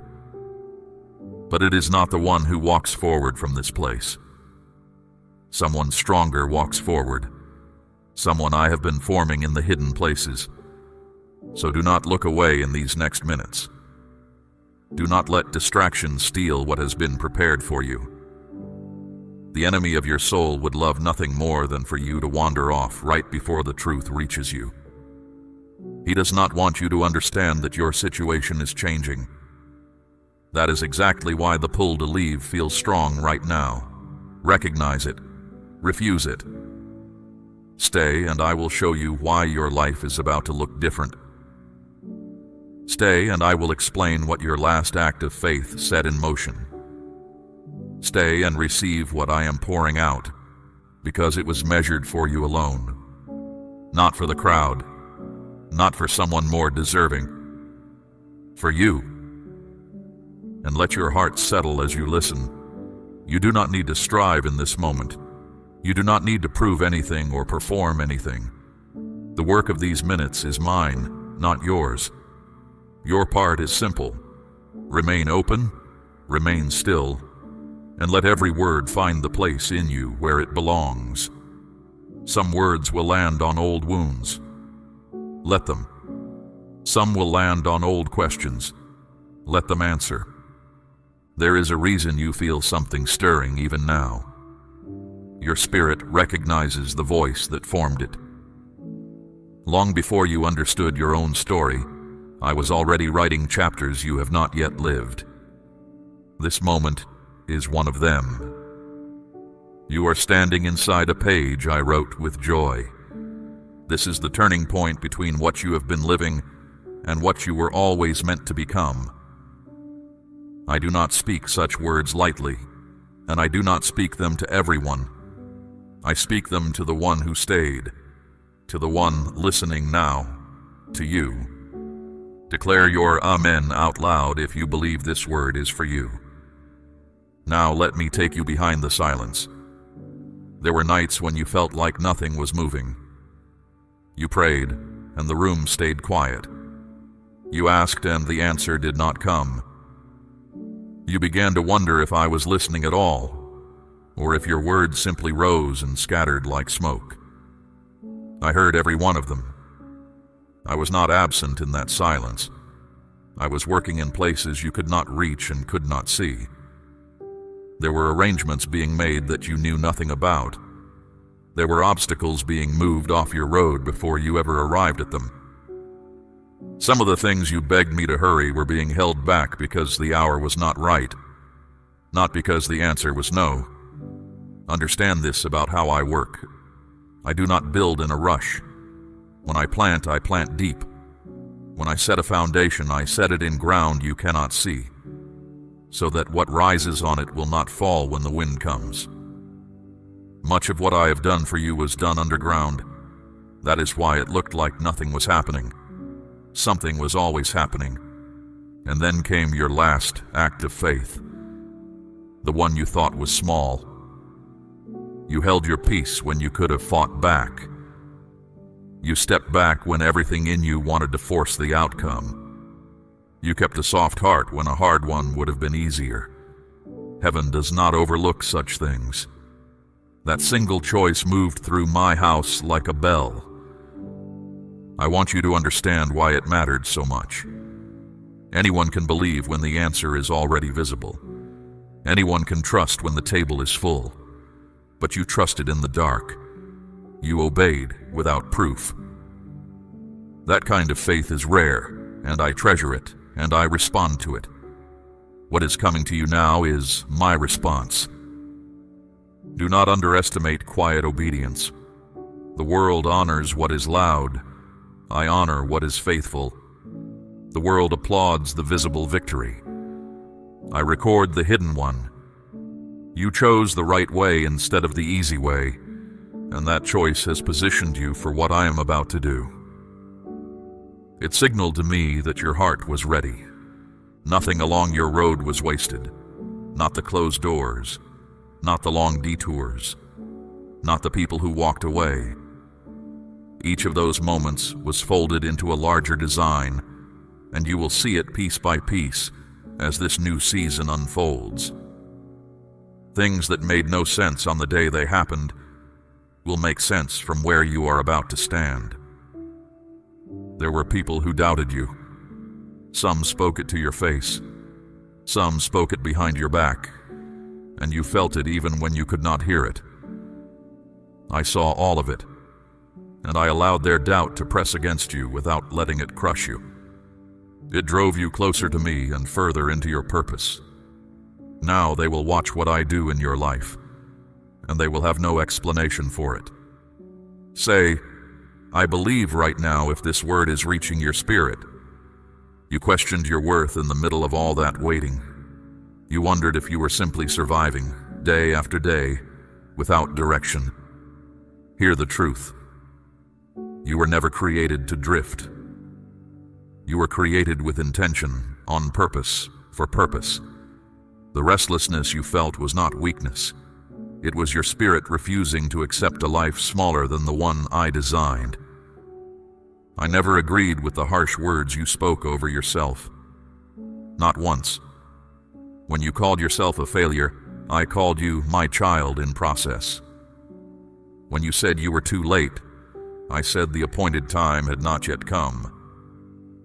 When you said nothing would change, I kept building what is now arriving. My opinion of you has never moved, no matter how many times yours did. Think of the seed beneath the field in winter. The farmer walks the rows and sees nothing but bare ground. But under the frost, the seed is alive.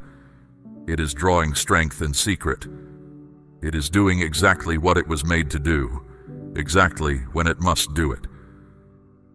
Then one morning, the field is green, not slowly, suddenly. Your life is that field, and the morning has come. So when the good news reaches you, do not treat it as a coincidence. Do not shrink it down to luck or timing or chance. It is a direct answer, connected to a specific act of trust, delivered by a Father who saw what nobody else saw. When you understand that connection, your faith will grow roots that no storm can pull up. This is also why you must stop replaying your failures. Yes, you stumbled. Yes, there were days you did not act in faith at all. I am not blind to them, and I am not counting them against you. Mercy has covered what weakness broke. I do not build your future out of your worst days. I build it out of my promises, and my promises do not crack. There is one more thing I want you to see about the silence you endured. It taught you to know my voice. In the noise of easy seasons, you might never have learned to hear me clearly. But in the quiet, you learned to listen. You learned the difference between fear talking and your Father talking. That skill is worth more than anything you lost while you learned it, and you are going to need it for where we are going. So lift your head. The record of heaven is not what you feared it was. It does not say forgotten. It does not say passed over. It says faithful in the hidden place, and it says answered. What was set in motion by your quiet trust is now in full motion, and no one can call it back. Now I want to speak about the weight you have been carrying, because it comes off your shoulders today. You have held everything together for so long that holding has become your way of life. You gripped your worries like a man gripping a rope over deep water, afraid that letting go meant falling. My child, I am telling you, you were never held up by the rope. You were held up by me. The load you carried was never assigned to you. Some of it was handed to you by other people. Some of it you picked up yourself, believing that worry was the same as responsibility. It is not. Worry adds nothing to your life but weariness. So today I am prying those fingers loose, one by one, gently, the way a father takes a heavy sack from a tired child. Feel what happens as you release it. The pressure that made your chest tight is breaking apart. The dread that met you each morning is losing its voice. The old cycle, the one that promised change and delivered the same disappointment again and again, is cracking at its base. I am not patching that cycle. I am ending it. Letting go will also touch things you did not expect. Some situations are leaving your life right now, and part of you wants to chase them. Do not. Not everything that leaves is a loss. Some things are removed because they have no place in the future I have prepared.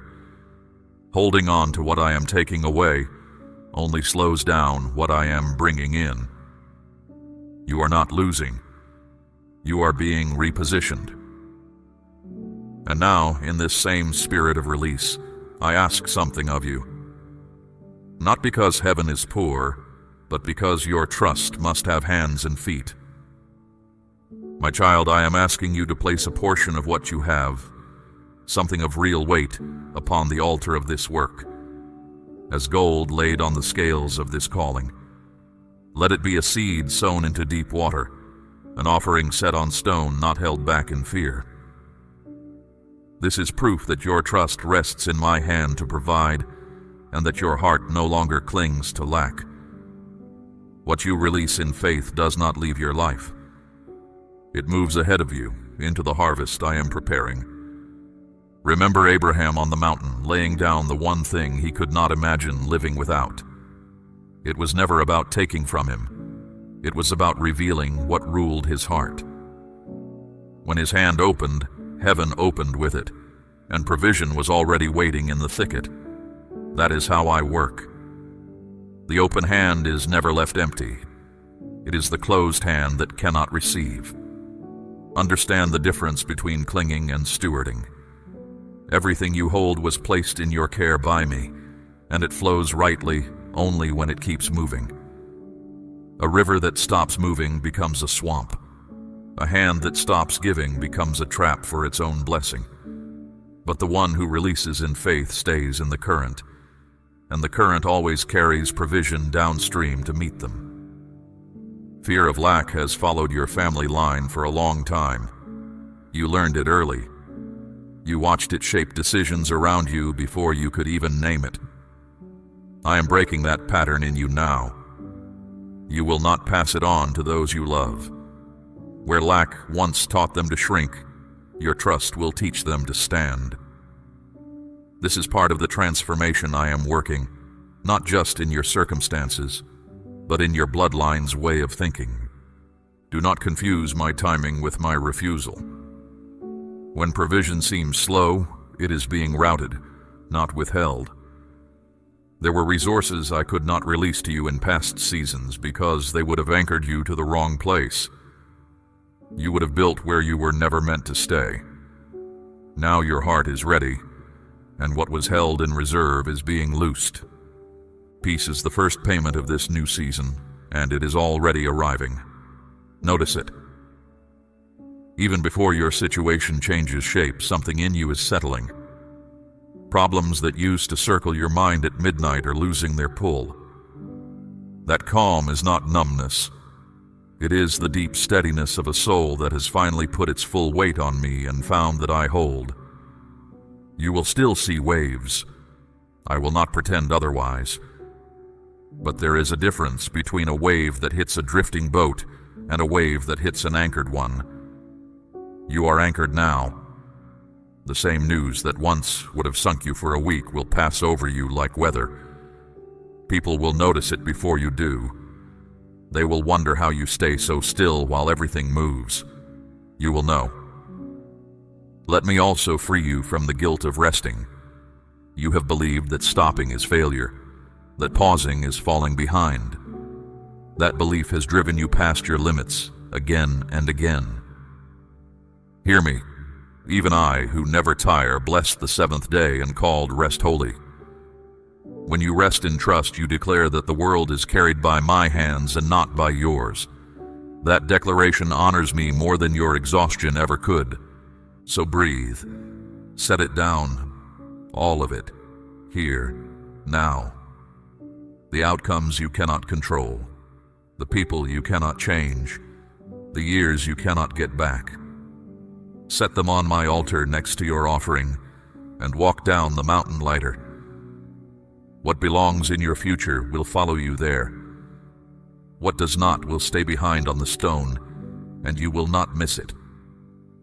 This is how release works in my kingdom. It is never subtraction. It is exchange. You lay down weight and receive wings. You lay down control and receive peace. You lay down what your hands were clutching and discover what my hands were holding for you all along. Now let me tell you what the good news will look like when it arrives, so you will recognize it and not talk yourself out of it. It will come with peace. That is my signature. I do not deliver blessings wrapped in confusion. When something reaches you from my hand, it settles you instead of scattering you. It answers questions instead of multiplying them. Mark this well, because it is how you will tell my gifts apart from every counterfeit. It may come through a person you were not expecting, a conversation that opens a path where there was only wall, It may come through a situation that suddenly turns, quietly and without drama, in your favor. It may arrive in a form you never imagined, at an hour you did not choose. But when it comes, something in you will recognize it. The way a child recognizes footsteps in the hallway, you will know. Before the fullness arrives, there will be small signs. Do not despise them. A door that opens a crack, a thought that brings unusual clarity, a calm that shows up in a place where panic used to live. These are not coincidences, and they are not your imagination. They are the first light under the door. Morning is behind it. But I must warn you about an old enemy, the memory of past disappointment. You have been let down before. You allowed hope in, and hope seemed to embarrass you. So you built a wall around your expectations and called it wisdom. I understand why you built it, but that wall cannot tell the difference between disappointment and deliverance. It keeps out both. Take it down. What I am bringing is not a repeat of what hurt you. Do not stand at the gate of your new season holding the receipts of the old one. When the blessing comes, receive it with both hands, not with one hand while the other guards your heart. You will not need an exit strategy from what I have prepared. It is meant to stay. Now hear me on restoration, because this word matters for you. There are things in your life that broke, and you quietly decided they were broken forever. A relationship, a calling, a confidence, a joy you have not felt in years. I am telling you that restoration has already begun. It will not look exactly like the past, and that is my kindness, because I do not restore backward. I restore forward. Remember my servant Job. He lost everything a man can lose and still kept breathing. When his testing ended, I did not merely return what was taken. I gave him double. His latter days were greater than his beginning. That is not a story about one man in an ancient land.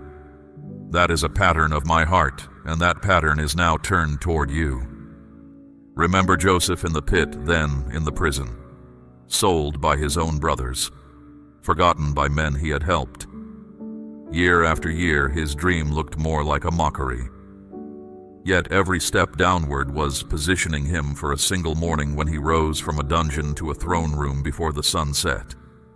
One day changed everything. I am the same God, and I still do sudden things. Hold those two names close whenever doubt returns, because what I did for them reveals what I intend for you. There is something else you must settle. You do not need anyone's permission to receive this. Some people around you will not understand the change in your life. A few may even resent it. Do not shrink to keep them comfortable, and do not argue to make them believe. What I am doing in you was never submitted to a committee. It required only my word and your faith, and both are present. This journey has been personal from the beginning. The battles were fought where no one could see. It is fitting that the reward carries the same intimacy. Others will eventually witness the results, but the meaning of it will always be between you and me.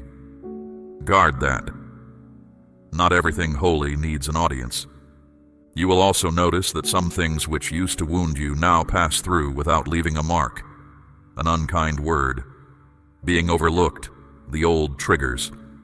This is not because you have grown cold. It is because you have grown rooted. A sapling shakes in every wind. An oak barely notices. You have been becoming an oak in secret, and the proof is showing. One more thing about the arrival. It will fit your life. What I send will not demand that you become someone else to hold it. Counterfeit blessings force you to bend around them. Mine are measured to your calling, like a garment cut for one wearer. When it comes, it will feel less like winning a prize and more like coming home. That sense of fit, of rightness, is another way you will know it is mine. And when the good news lands, remember what to do with it. Build on it. Do not merely celebrate it. A blessing received is a seed, not a trophy. Joseph did not use the throne room to boast. He used it to store grain and save nations. What I place in your hands is meant to move through your hands, to steady others, to open doors for the ones who come behind you. That is when a blessing becomes a legacy. Do not fear that receiving much will change your heart for the worse. I have already tested that heart in the long unseen seasons, and I know what it is made of. The years you thought were wasted proved something to heaven, that you serve me for who I am, not only for what I give. A heart like that can be trusted with more, so more is coming. Let this settle deep tonight. What was eaten by the locust years is being repaid. What the long drought dried up is being rained on again. Not because you earned it with perfect faith, but because I am faithful even to the imperfect, and because I keep every promise I make. Your name is attached to promises I have not forgotten. The repayment has already been set in motion, and it will find you. Something is changing inside you, and I want you to understand it, because the change within always comes before the change around. You have noticed it already. Your thoughts are clearer. Your reactions are calmer.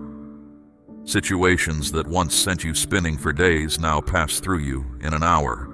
You are not imagining this. I am renewing your mind, and a renewed mind is the ground every other blessing grows in. Notice how you make decisions now. There was a time when every choice felt like standing at a cliff edge in the dark. You asked everyone's opinion. You circled the same question for weeks. You waited for a certainty that never came. But lately, there is a quiet knowing that rises in you, steady and unhurried. That knowing is not a mood.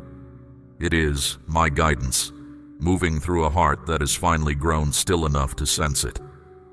Learn to trust that inner stillness, because I speak through it. My voice is rarely the loudest one in the room.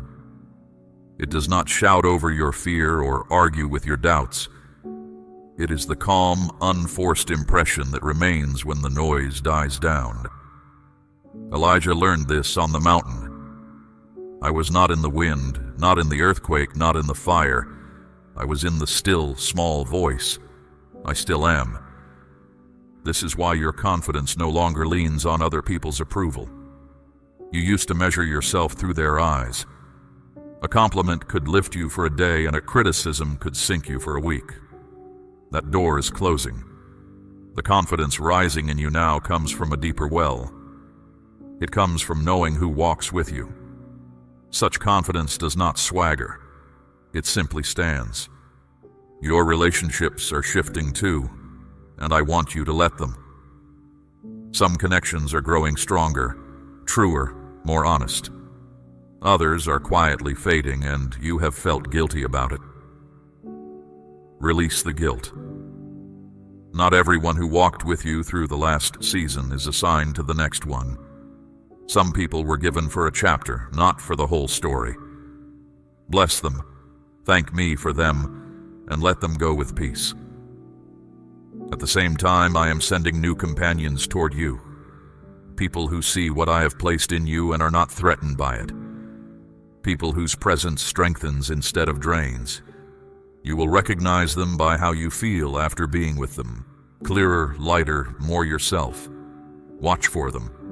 They are part of the provision for where you are going. Your appetite is changing as well. Places that once entertained you now leave you empty. Conversations that once excited you now feel small. Even some habits are simply losing their taste. Do not be alarmed by this. You are not becoming dull.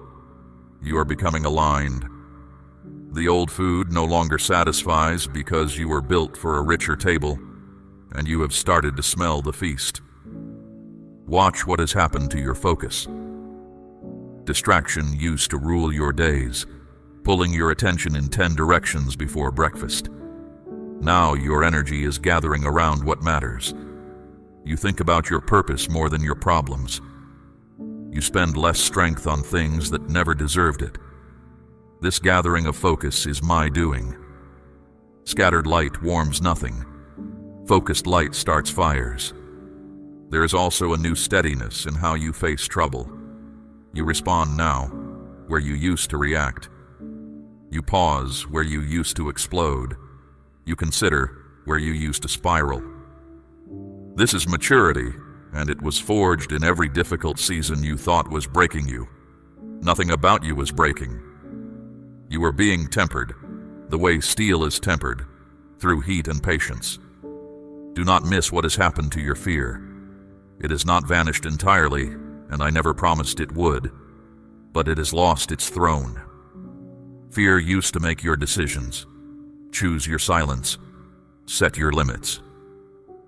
Now it is just a voice in the crowd, and you recognize it when it speaks. Recognition is power. What you can name cannot rule you from the shadows anymore. You are also learning the difference between waiting with doubt and waiting with trust.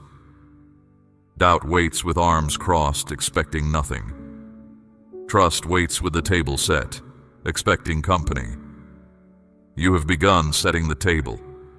I see it in your prayers, which have changed from begging to thanking. Heaven notices when a person starts thanking me for what has not yet arrived. That is faith in its purest form. Even your words are coming under new management. You are slower to speak defeat over your own life. Sentences that used to begin with "I can't" and "it will never" are dying on your tongue before they leave it. Good. The tongue steers the whole ship, the way a small rudder turns a great vessel. As your words line up with my promises, your days will begin to line up behind your words, and your compassion is deepening. The struggles you survived have given you eyes for the ones still inside them. You notice the weary face others walk past. You feel the unspoken heaviness in a room. This tenderness is not weakness, and it is not an accident. It is equipment. Some of the doors ahead of you can only be opened with a gentle hand, and I have been shaping yours. All of this inner work has a purpose beyond your comfort. I am preparing you to carry weight, the good kind, the weight of responsibility and influence. Doors are ahead that require this new steadiness. Assignments are ahead that require this new focus. If I had given you the next season with the old mind, it would have crushed you. Instead, you will stand in it, because the person entering it is not the person who prayed for it. So do not despise how long the shaping took.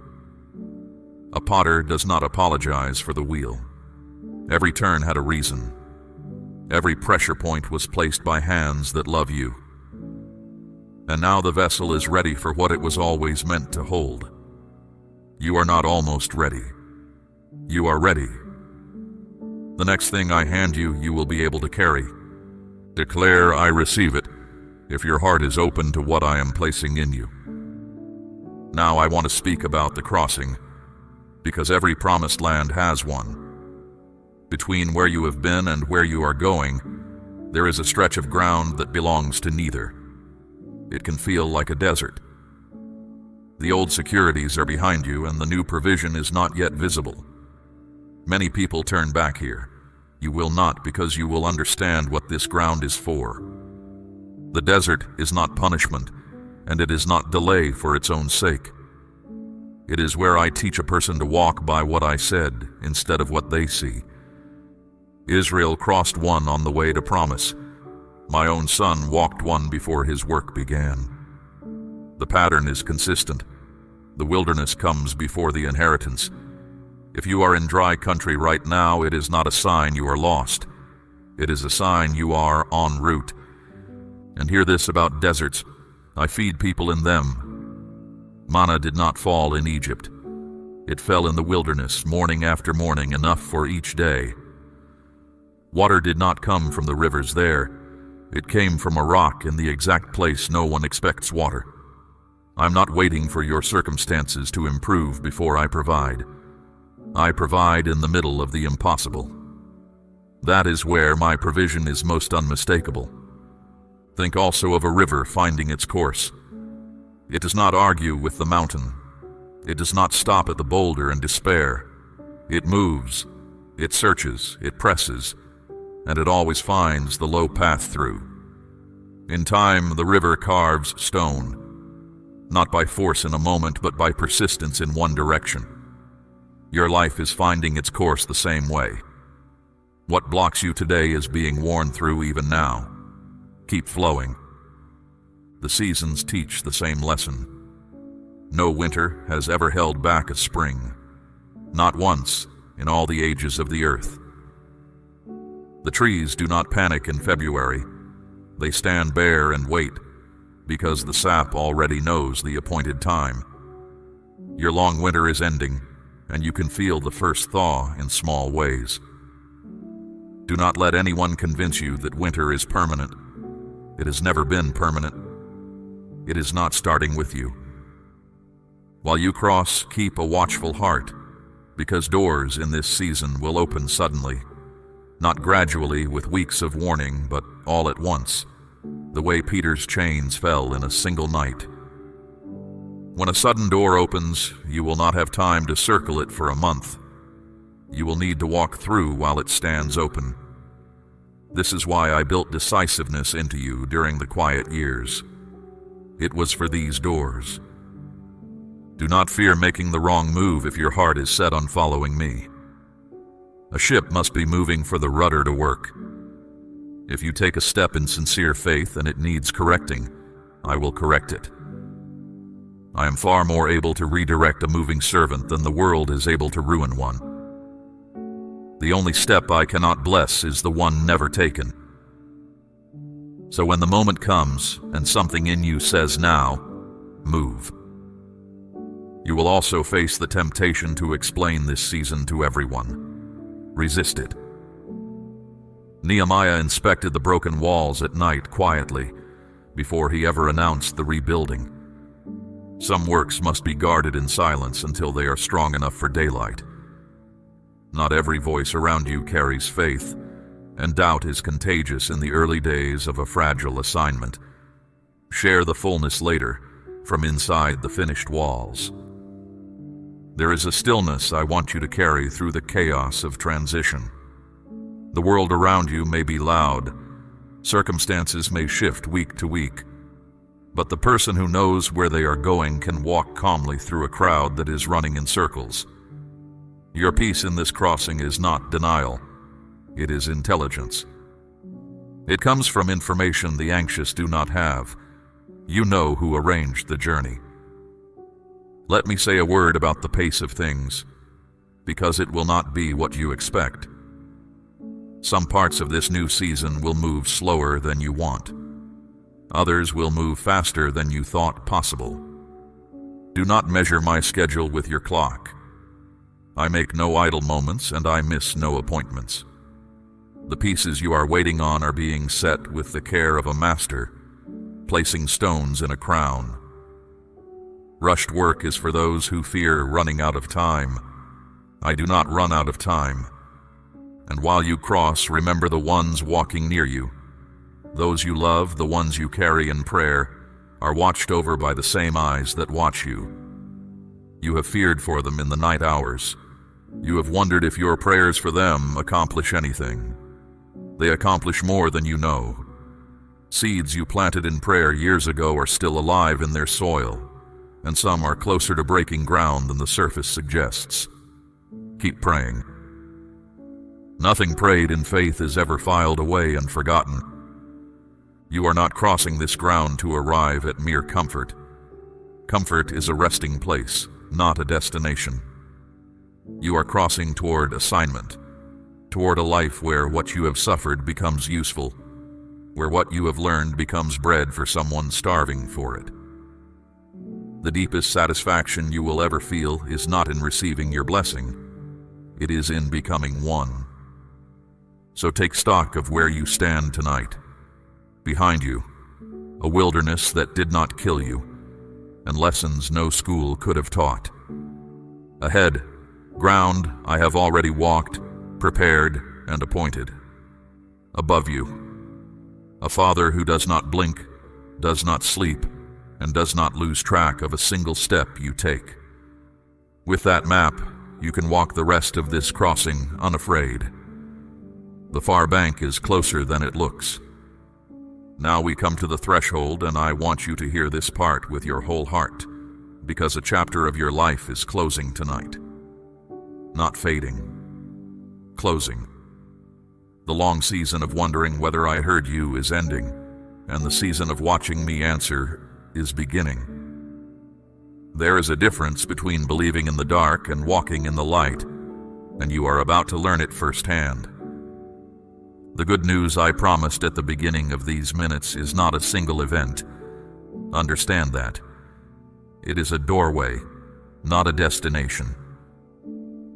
What comes through it first, the relief, the shift, the answer you have been waiting for, is only the opening of something larger. Do not receive it and sit down. Receive it and follow it, because it leads somewhere. Every blessing I give has a direction built into it. Your faith is about to become visible. What you have carried inwardly, quietly, sometimes with embarrassment, is going to take shape in the world where others can see it. This was always the design. Faith is planted in secret, but harvested in the open. When it happens, remember these minutes. Remember that you were told beforehand. Let the memory anchor you so that when the change comes, you greet it as an arrival, not an accident. And when others ask what happened in your life, and some will ask, tell them plainly. Not to prove anything, not to win an argument. Simply speak of what you have seen, the way a witness speaks. One voice saying, "I asked and he answered," carries further than 100 books of clever arguments. Your story is about to become a lamp for people you have not met yet. That is one of the reasons it had to be a story worth telling. Let me tell you how to walk in this new season, because new ground asks for new footing. Walk in gratitude first. Thank me early, thank me often, thank me out loud. Gratitude keeps the heart soft and the eyes clear. The one who counts blessings never runs out of things to count. The one who counts grievances never does either. You become an accountant of whatever you tally. Tally mercy. Walk in obedience second. When I nudge you, respond. The nudges will be quiet and they will sometimes seem small. Speak to this person, be still today, release that grudge, take that step. Small hinges swing large doors. Most of the great turns of your life ahead will begin as whispers, not commands from a mountaintop. The practiced ear and the willing heart will find my path effortless to follow. Walk in generosity third. You are stepping into a wider place, and wider places are given so that more can flow through them. Keep your hand open as a way of life, not as a single act. Give quietly, give gladly, give when it is not convenient. The measure you use will be the measure returned to you, pressed down, shaken together, running over. That is not a technique for gaining. It is the physics of my kingdom. And guard your peace like a treasure, because it is won. There will be voices in the new season just as there were in the old. Voices of comparison, voices of hurry, voices of fear dressed in reasonable clothes.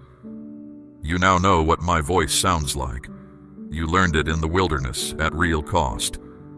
Never trade that discernment away.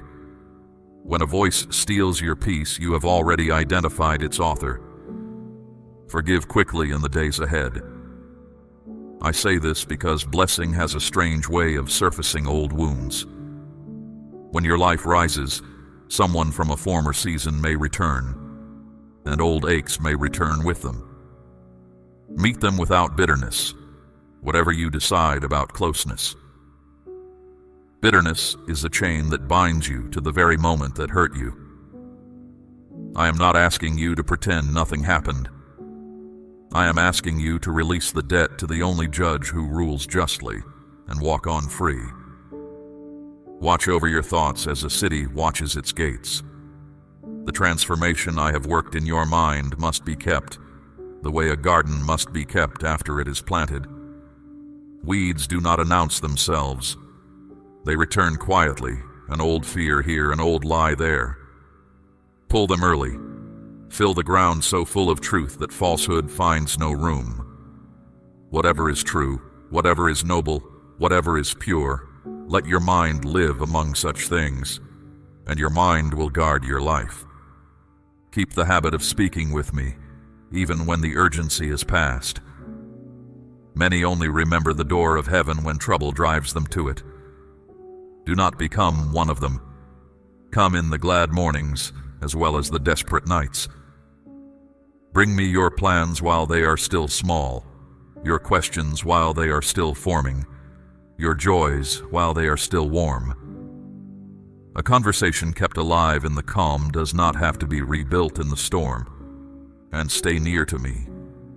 This is the sum of all the rest. Not near to the idea of me or the memory of this moment, but near to me daily, in the plain and unremarkable hours. A branch does not visit the vine on difficult days only. It abides, and because it abides, fruit is not a struggle but a season. Everything I have spoken over you tonight flows from this nearness. Keep it, and nothing on the road ahead will be too heavy. Now receive my blessing before you rise and go. I bless the work of your hands. May it prosper past what your effort alone could explain. I bless your going out and your coming in. May the roads you take be guarded, and the rooms you enter be changed by what you carry. I bless your nights. May sleep come easily, and may the peace that passes understanding stand watch at the door of your mind until morning. I bless the ones you love, the ones you carry in prayer. May the seeds you have planted for them break ground in their appointed time, and may your eyes be open to see it. I bless what is behind you. May every scar become wisdom, and every loss be repaid in a currency greater than what was taken. And I bless what is ahead of you. May you recognize each door I open, walk through it without fear, and find me already inside. You came to these minutes weary, wondering if anything would ever change. You leave them appointed, answered, and expected. The good news is in motion. The door is unlocked. The season is turned, and heaven is not waiting for a better version of you to begin. It has already begun. Lift your head, my child. Walk forward into what has always been yours. Say, "Yes, Father," out loud if you are ready to walk through the door I have opened for you. We run on viewer support only. For exclusive member-only content, scan the QR or see the pinned comment. God bless you.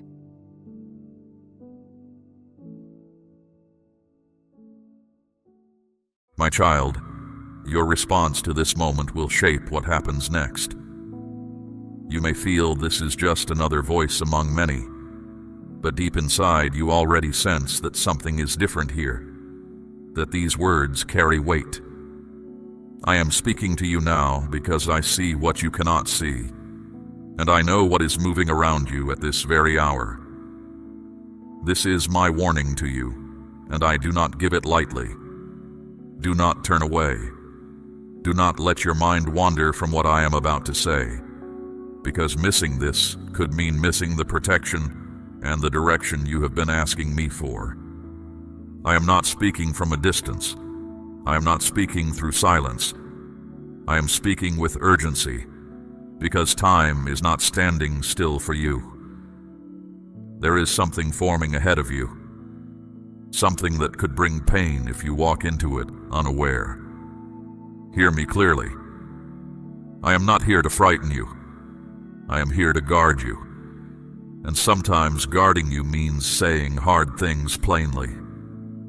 You have been ignoring small signs, quiet nudges, moments that were meant to slow you down.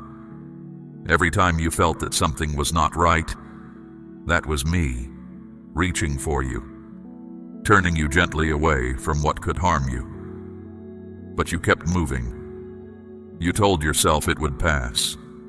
You told yourself you would deal with it later. I am telling you now, with all the love I hold for you, that later has arrived. Listen closely, because what you come to understand in these next moments can spare you from a regret that would follow you for years. I have been gentle with you before. I have whispered. I have waited. But a father who sees his child walking toward a cliff does not keep whispering. He raises his voice. That is why my voice feels strong right now. I am pressing through every distraction that fights for your attention, because you matter too much for me to stay quiet. You are standing at a turning point, and your next step matters more than you know.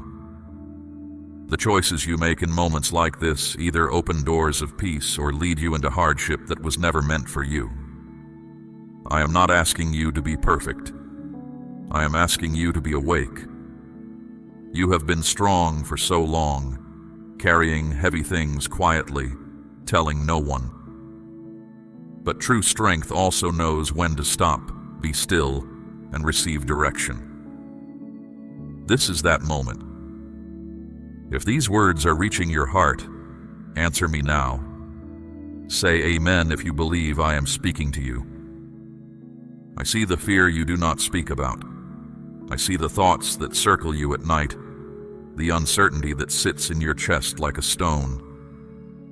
You push it away, but it keeps returning, because it is tied to something real that needs your attention. I am not distant from your struggle.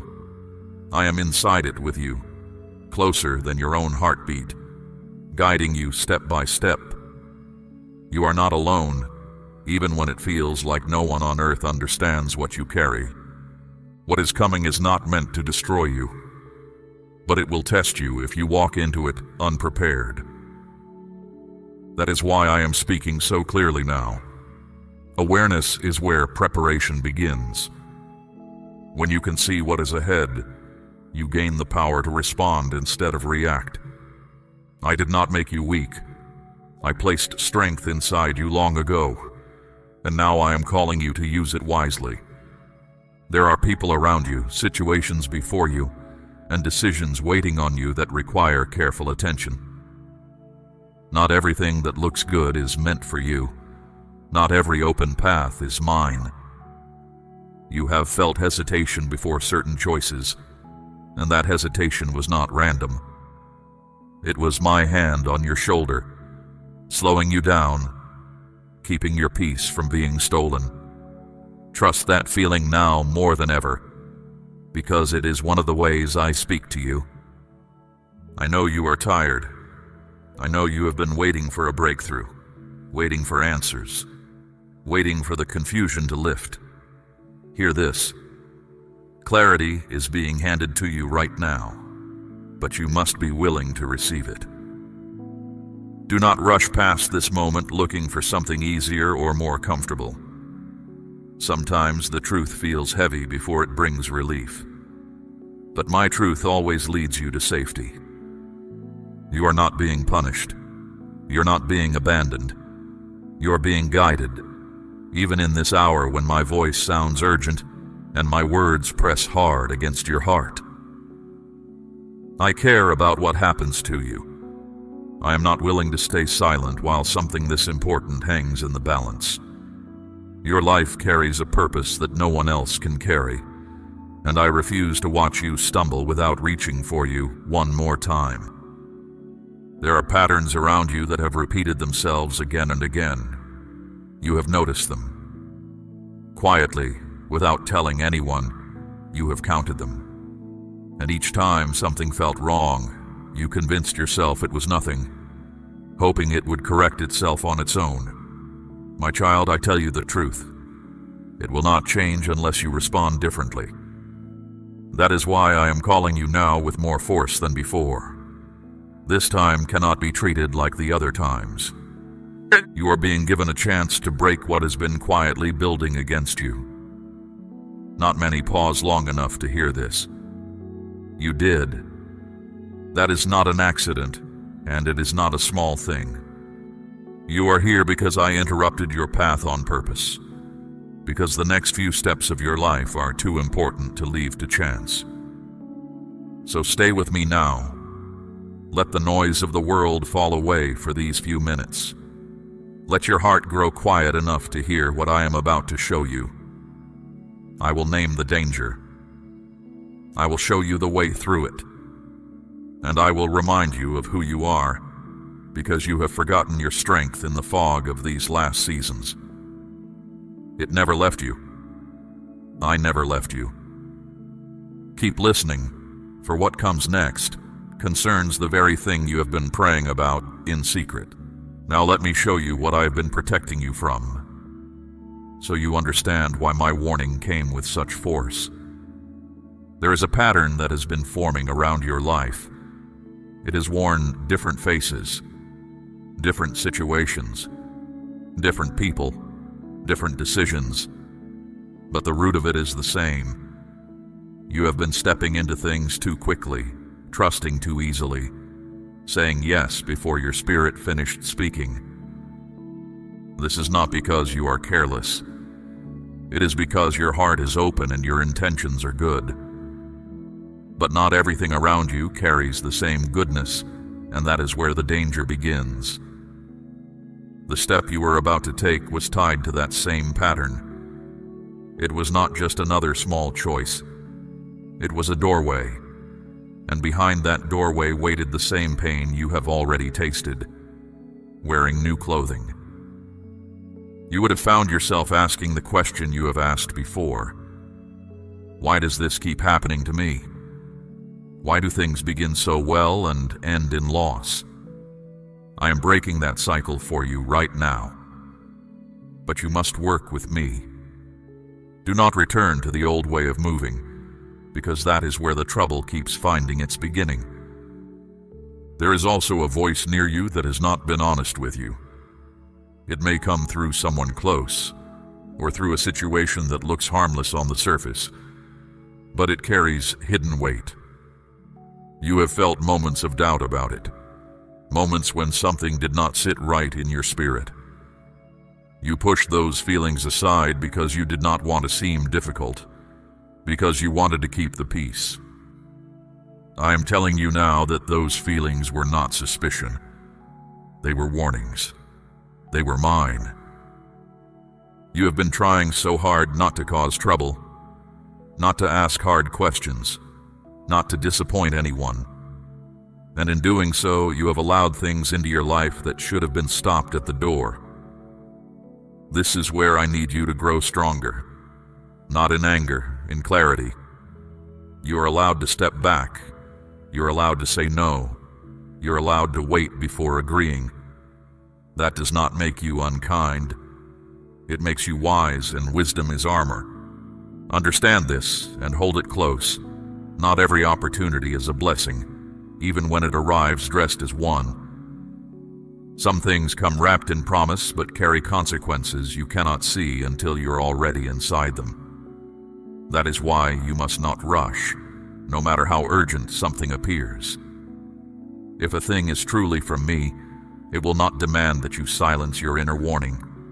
It will not push you to act before you have peace. I never lead through pressure. I never guide through panic.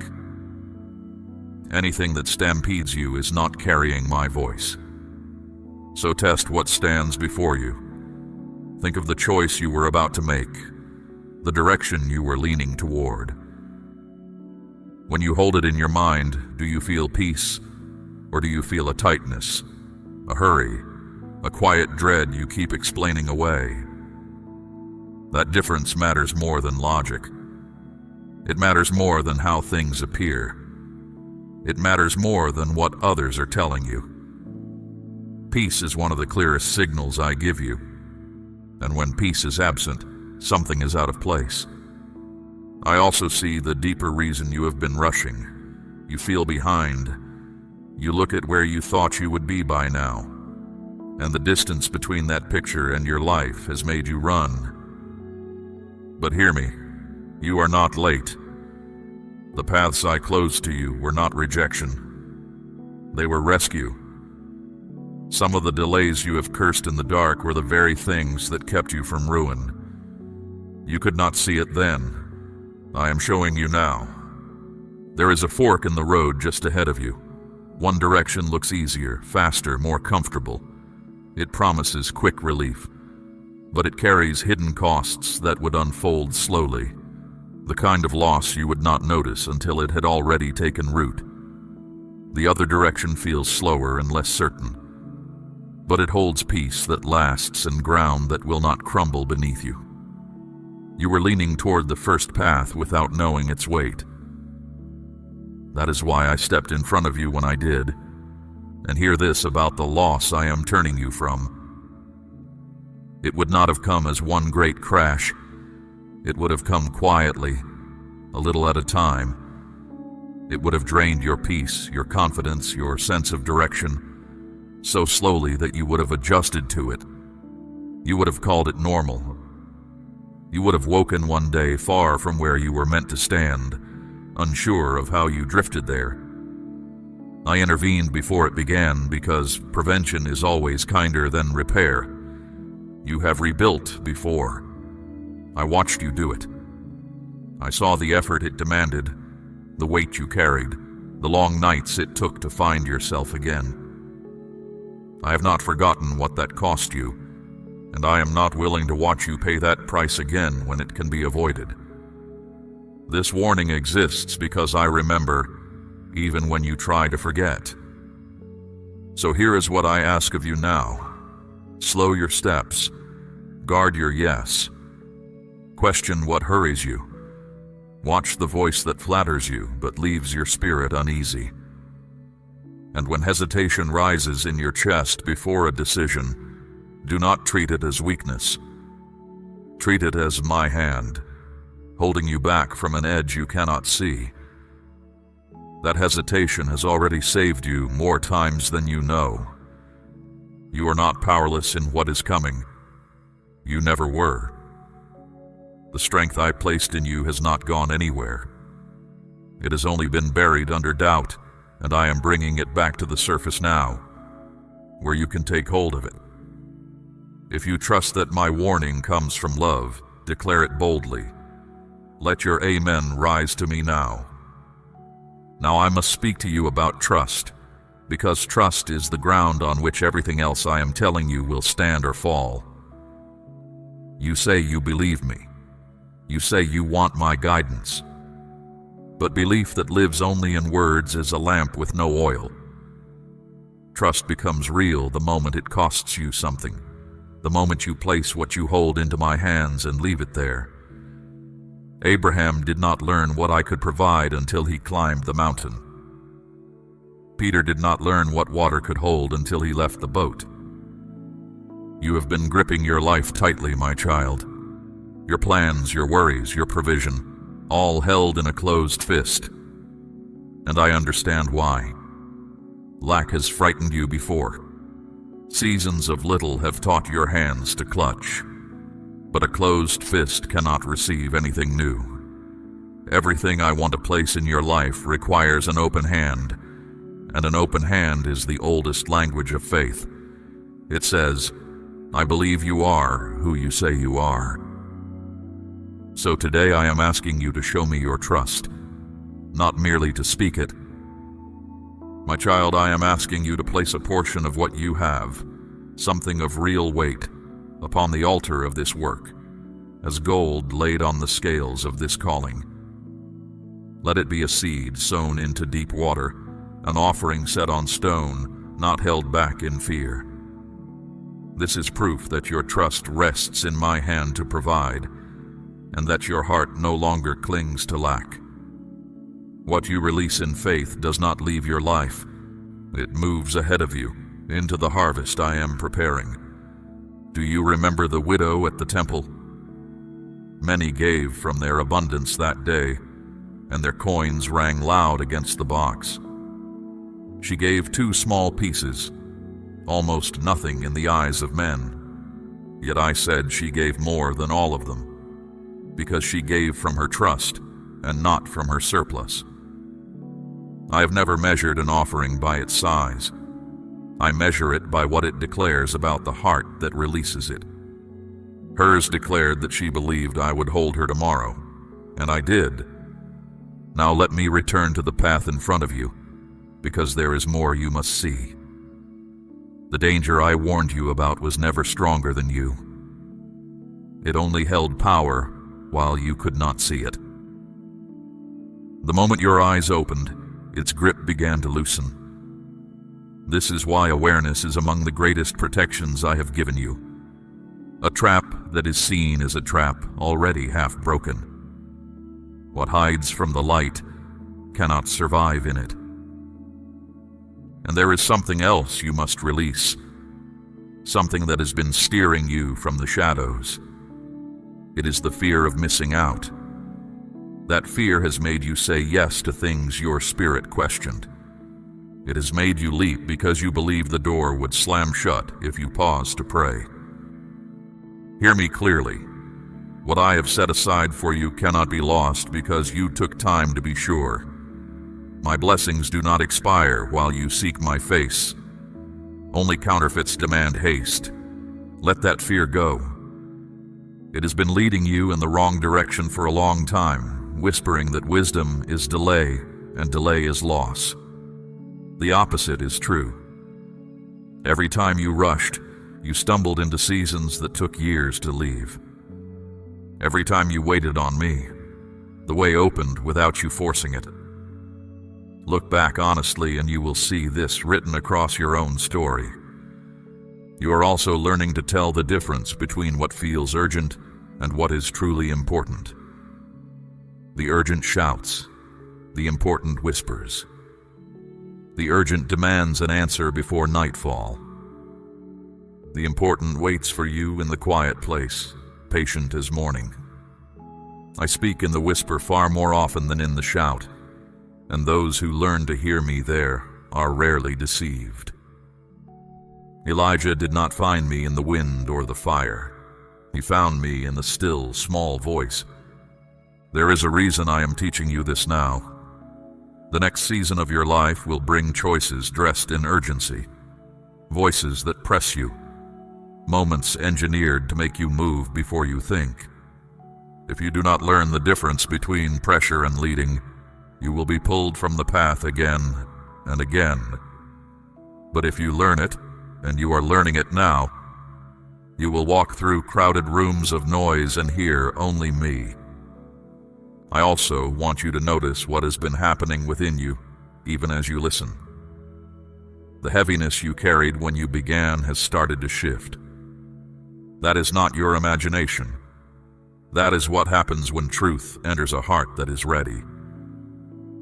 Confusion cannot remain where clarity has been welcomed. Fear cannot keep its seat when faith stands up. You came to this moment burdened, and you will leave it lighter, not because your circumstances changed in these few minutes, but because you did. Hold on to what you are receiving here. Do not let it scatter the moment life grows loud again.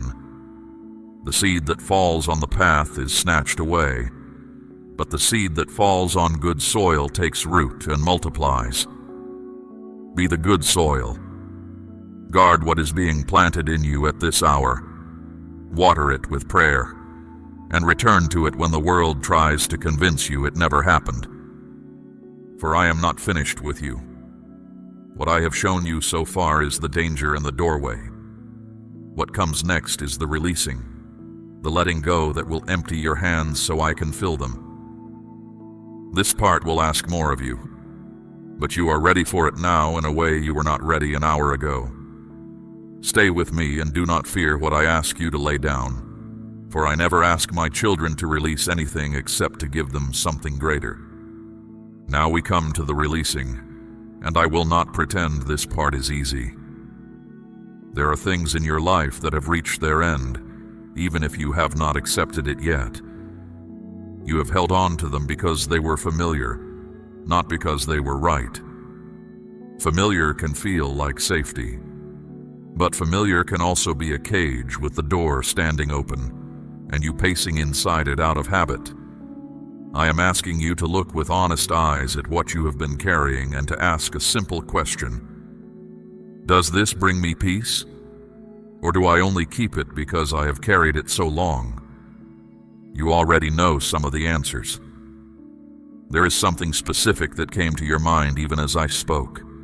Something you have been trying to make work, hoping it would change, hoping it would become what you needed it to be.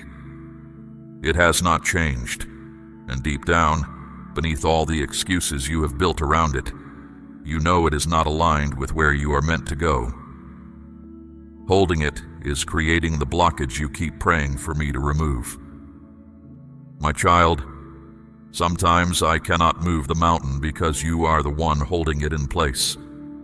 Letting go is not failure. Hear that again. Letting go is not failure. It is wisdom choosing what is right over what is comfortable. When you release what I have marked for release, you are not losing. You are obeying. And obedience always makes room for what I have been waiting to give. The grain of wheat must fall to the ground before it can multiply.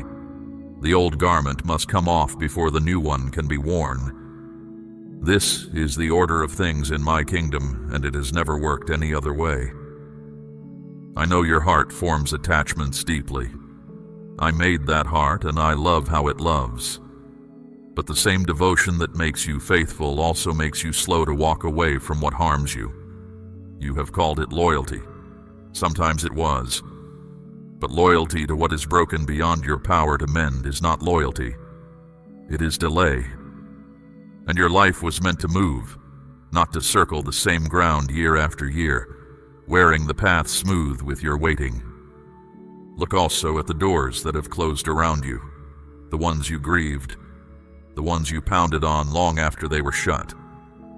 I closed them, not to wound you, but to spare you. You asked me why, and heaven seemed silent, and you wondered if you had been forgotten. You were never forgotten. Some of those doors led to rooms you could not survive unchanged. What you called rejection was redirection. What you called silence was me standing between you and what you could not see behind the door. And new doors are already opening, quietly, without noise or announcement. Opportunities, connections, and moments are being arranged for you even now. But you must be standing in the right place to walk through them. You cannot enter the new while your arms are wrapped around the old. This is why your releasing matters so much. It is not about emptiness. It is about readiness. There is one more thing you must lay down, and this one lives closer to the bone. It is the old version of yourself. You have carried labels that were stamped on you by hard seasons, by unkind voices, by your own harsh judgment of your past. Failure, foolish, too late, not enough. Those names did not come from me. I never once called you by them, and it is time to stop answering when they are called. You are not the person who made those old mistakes. You are the person who survived them and learned. There is a difference, and the difference is everything. When I look at you, I do not see a record of your worst days. I see what I created and what you are becoming. Peter denied me 3 times, and I built my church on him anyway. I did not define him by his weakest night, and I will not define you by yours. So release the guilt you have been paying on a debt I already forgave. You keep returning to it like a collector, demanding payment from yourself again and again. But the account is settled. When I forgive, I do not keep the ledger open. As far as the east is from the west, that is how far I have removed your failures from you. The only one still holding them is you, and today I'm asking you to set them down. Release, too, the people you have outgrown without hatred and without noise. Not every parting needs a war. Some things end simply because their season ends, and you can honor what was good in them while still walking forward. Bless them in your heart and take your step. You are allowed to love someone and still not follow them where they are going. Do not wait until releasing feels easy, because that day will not come. Obedience rarely waits for the feelings to agree. Abraham left his country before he knew the destination. The fishermen left their nets while the nets were still full. If they had waited for the leaving to feel comfortable, they would have died beside the same shore where I first called them. Move while it costs you something. That is when the moving counts, and that is when heaven takes notice. And when the ache of letting go rises, and it will rise, do not read it as a sign you chose wrong. You invested time, hope, and heart, and the ache is simply the weight of that investment leaving your hands. It passes. What does not pass is the peace that comes after, the lightness of walking without chains you had stopped noticing you wore. That first morning of freedom will tell you everything the fear of release tried to hide. For what falls away at my word was never meant to travel further with you. And what remains, what I have chosen for you, no power on earth can strip from your hands. Trust the pruning. The gardener cuts nothing out of cruelty. He cuts so the branch can finally bear the fruit it was made for. You are that branch, my child, and your season of bearing is closer than you think. Now that your hands are opening, I must speak to you about your mind, because the battle you are in is won or lost there first. The danger I warned you about was not only outside of you. Part of it lived within, in the thoughts you allowed to stay, in the feelings you followed without questioning where they came from. Small openings, left unguarded, become wide gates. I stopped you in time to close them. Now I am teaching you how to keep them closed. Begin to guard your mind the way a watchman guards a city at night. Not every thought that knocks deserves entry. Not every feeling that rises deserves a throne. Some thoughts arrive wearing your own voice, yet they were never yours. They are echoes of old wounds, seeds of doubt scattered by hard seasons, fears grown fat on midnight worry. Learn to stand at the gate and ask each one, do you serve peace, or do you serve confusion? What serves confusion, turn away. I am not asking you to empty your mind. I am asking you to renew it. Fill it with what is true, what is noble, what is worthy of the life I am building in you. A field left bare grows weeds without any help, but a field planted with good seed leaves the weeds no room. This is why I keep bringing you back to my words, to prayer, to the quiet place, not as duty, as planting. And here is a secret of strength that few discover, the pause. There is power in the space between what happens to you and how you answer it. You have been quick to react, especially when pressure rises or fear grips you. Those swift reactions have carried you into choices that never reflected your true heart. But when you pause, even for a breath, even for one prayer, you make room for me to speak before you move. That small silence is where wisdom enters. That is where better roads begin. Restraint will not feel like strength at first. The world has taught you that strength is speed, that power is the loudest answer given fastest. But consider, a city with broken walls falls to anyone, and a spirit without restraint is that city. The one who rules his own spirit is mightier than the one who conquers others. Every time you hold your tongue when anger begs to speak, every time you wait a day before answering what demands an hour, you are growing mightier in the way that matters. Speak your faith to me now if it lives in you. Let this be the moment you say Amen and mean it with your whole heart. There is also a habit I want to lift from you. and that is the endless turning of thoughts, around and around, seeking a certainty this life will never supply. You try to understand everything completely before taking a single step, and when you cannot, you freeze. This has cost you moments where simple trust would have carried you through. I am not asking you to abandon wisdom. I am asking you to marry it to trust.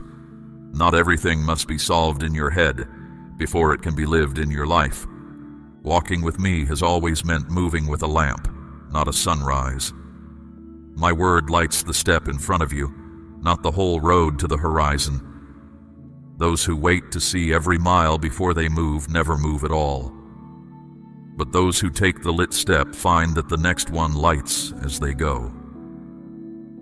This is how I have always led my children. Manna for the day, not the year. A cloud by day, a fire by night, and one day's journey at a time. Let me also speak to you about the trust you give to others, because your heart gives it quickly. That is not a flaw, it is a beauty. But beauty needs wisdom beside it. You have handed trust to voices that had not earned it, and you have paid for that more than once. From now on, let trust be built slowly, tested gently, proven over time. Watch what people do when they gain nothing from you. Listen to how they speak of others when those others are absent. The truth of a person is found there. Be wise as a serpent and innocent as a dove. I said this long ago, and it has not aged a day. Keep your kindness, keep your open heart. But post wisdom at its door. You can be generous without being blind. You can love people fully and still decline to hand them the keys to your peace. The two are not enemies. Together they are the mark of a soul that has grown up. And when your thoughts turn against you in the night, when the old accusations return with their familiar weight, answer them with what I have said about you, not with what fear says. You are mine. You are called. You are kept.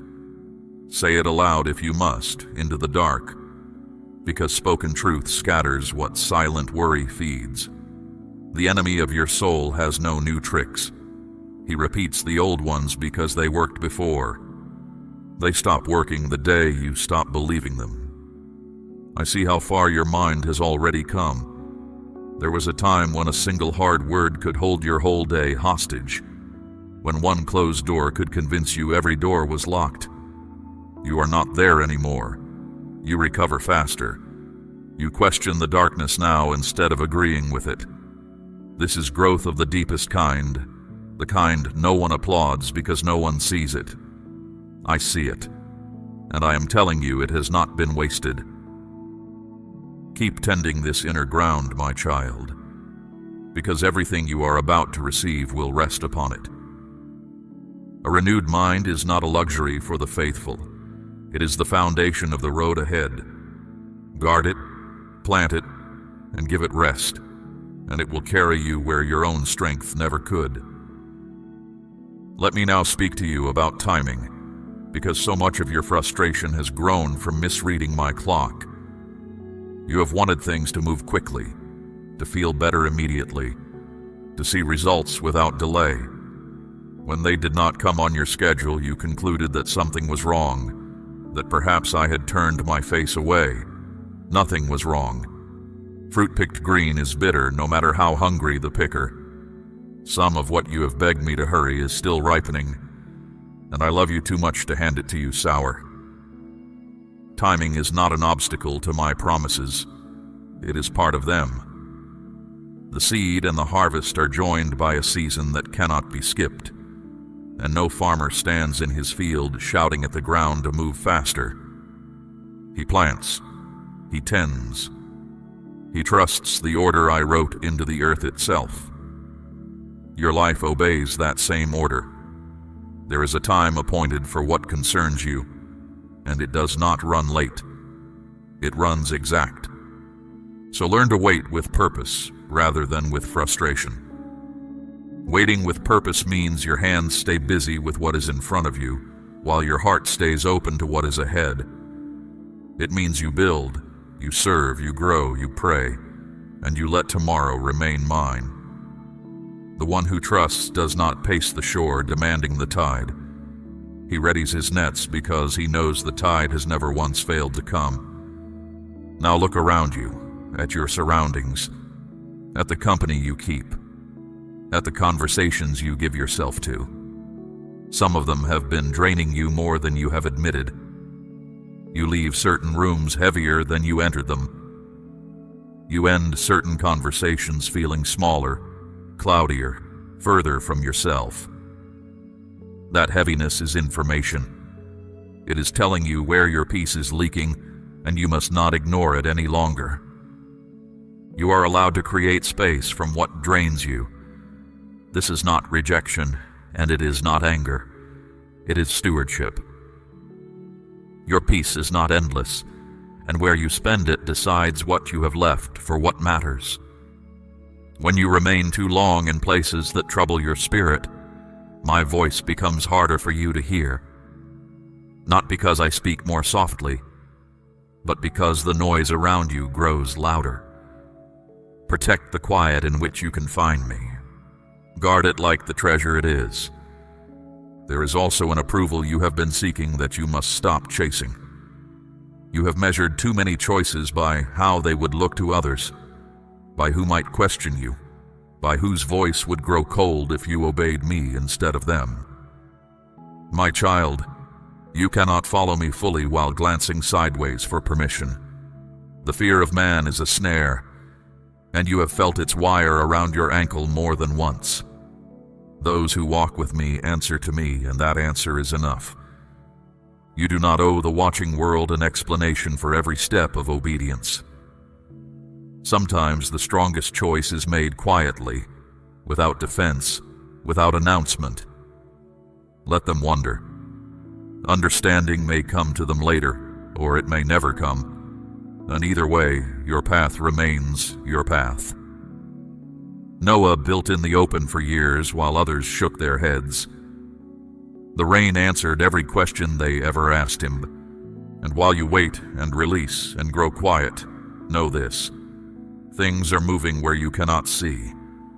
Arrangements are being made beyond the reach of your eyes. People you have not met are being positioned. Circumstances you could never engineer are being woven together in rooms you have never entered. This is what I do in the silence that my children mistake for absence. When the pieces surface, they will look sudden to everyone but me. What is coming towards you will ask for a steadier version of you, and that steadiness is forming now in these unseen days. Notice the quiet strength that has been rising in you. It is not loud. It does not need to be. It is the strength of knowing when to act and when to be still, when to speak and when to let silence do the speaking. This kind of strength is not given in a moment. It is grown, and yours has been growing. Notice also what no longer moves you. Things that once pulled you have lost their grip. Invitations that once flattered you now pass without a ripple. Certain arguments no longer feel worth entering, and certain prizes no longer look like prizes. Do not mourn this change or mistake it for coldness. You are not losing your fire. You are learning where it belongs. This is what it looks like when a soul comes into alignment. Alignment will bring you what striving never could. It does not shove. It does not beg. It flows, the way a river flows when the stones that dammed it are lifted out. You have felt small tastes of it already, days when everything fit, when the right word came at the right time, when provision met need without panic. Those days were not luck. They were previews. They were what life feels like when you stand where I have placed you. So hold your peace through the remaining quiet, my child. Do not let the stillness before the shift convince you that nothing is coming. The deepest works are always silent ones. Winter looks like death to everyone except the gardener, who knows exactly what April holds. I know what your April holds. I planted it myself, and no frost, no delay, and no doubting voice can keep it in the ground one day past its time. Stand firm then, with your lamp lit and your heart unhurried. What belongs to you is already on its way, moving at the pace of my wisdom rather than your worry. And when it arrives, you will understand why it could not have come one season sooner. And you will thank me for every day I made you wait. And now, my child, we come to the walking forward, because everything I have shown you tonight was never meant to end as a feeling. Feelings fade by morning. What I have given you is meant to become a way of moving through your days, a manner of walking that stays with you long after this voice grows quiet. The urgency you felt at the beginning has done its work. It woke you. But fear was only the trumpet, never the guide. From here you walk by clarity, not by alarm. Understand what has actually happened in this hour. You did not merely hear a warning. You crossed from one way of living into another. You came in reacting, and you are leaving responding. You came in gripping, and you are leaving with open hands. You came in deaf to your own hesitations, and you are leaving with your ear tuned to them. That crossing is real, and no one can carry you back across it unless you agree to go. But hear my honesty as well. This awareness can fade if you do not tend it. Not all at once, little by little. Comfort will return, and comfort is a gentle thief. The noise will rise again, the old routines will reach for you, and one small compromise at a time, the fog can creep back in. Do not let it. What you have gained here was too costly to surrender to carelessness. Keep the watch. Keep the pause. Keep the quiet place where you and I meet. For this is a partnership, and it has always been one. I will guide you, but you must listen. I will warn you, but you must respond. I will open doors, but your feet must cross the threshold. I do not move my children like pieces on a board. I walk beside them, speak within them, and honor the choices I gave them the dignity to make. Tonight you did your part. You stayed. You heard. Now your part continues in the daylight, in the small hours, in the decisions no one will ever see. Let me tell you how I will speak to you in the days ahead, so you do not miss me. I will come as peace that settles when you consider one road and not another. I will come as the check in your spirit before a wrong yes escapes your mouth. I will come through a word that finds you twice in 1 week from 2 different directions. I will come in the still, small voice that waits beneath your noise. None of it will be loud. All of it will be me. And when you stumble, and someday you will, do not turn your stumble into a wall between us. Come to me first, not last. Do not spend a week in shame before you pray. The moment you turn, I have already turned toward you. The Father saw his Son from far off and ran. Remember that it was the Father who ran. That is who I am, and that is who I will always be to you. Your worst day cannot exhaust my mercy, and your slowest season cannot outlast my patience. Carry others gently as you go, those you love, the ones you name in the dark before sleep, the ones whose struggles you carry in prayer. They are watching how you walk even when they say nothing. You cannot make their choices for them, and I am not asking you to. Walk your path with steadiness, and let your life do the speaking. A lamp does not argue with the darkness. It simply burns, and the room changes. Do not look back at the path you almost took. You will be tempted to in quiet moments, wondering what it might have held. Let it go completely. Lot's wife looked back at a burning city as if something there still belonged to her. Nothing there belonged to her, and nothing on that old road belongs to you. Your life is ahead of you now, on the road you chose tonight, and every glance backward is borrowed from the strength you need for forward. I want you to mark this day, not with noise, but in your heart, the way my people once stacked stones by a river so their descendants would ask what happened there. Something happened here. You were warned, and you listened. You were called, and you stayed. In the seasons ahead, when doubt comes asking whether I ever truly spoke to you, return to this stone. Touch it. Remember. It will answer the doubt for you. And now receive my blessing, for I do not send my children out with instructions only. I send them out covered. I bless the work of your hands. May it prosper in its right season. I bless your going out and your coming in. May the way be kept before you and behind you. I bless your mind with soundness, your body with strength, your sleep with peace, and your house with quiet joy. What I have blessed, no tongue can curse, and what I guard, no scheme can touch. I am not leaving when this voice falls silent. That is the last thing I need you to know, and the one I most need you to keep. My presence does not end where your hearing ends. I am with you in the morning that is coming and in every morning after it. I am with you in the room where decisions wait, in the conversation you have been dreading, in the step you will take this week that no one else knows about. I was with you before you ever heard me. I will be with you when you forget to listen. I am not a visitor in your life, my child. I am its foundation. So rise from this moment changed. Walk slower than your fear and faster than your excuses. Choose peace over pressure every time they stand in the same doorway. Release quickly. Forgive completely. Trust me daily, and keep your lamp filled. The road ahead of you is not empty. It is prepared. And the one who prepared it goes before you now, as he always has, making the crooked places straight. This is my word to you, spoken in love, sealed in truth, and kept by my own hand.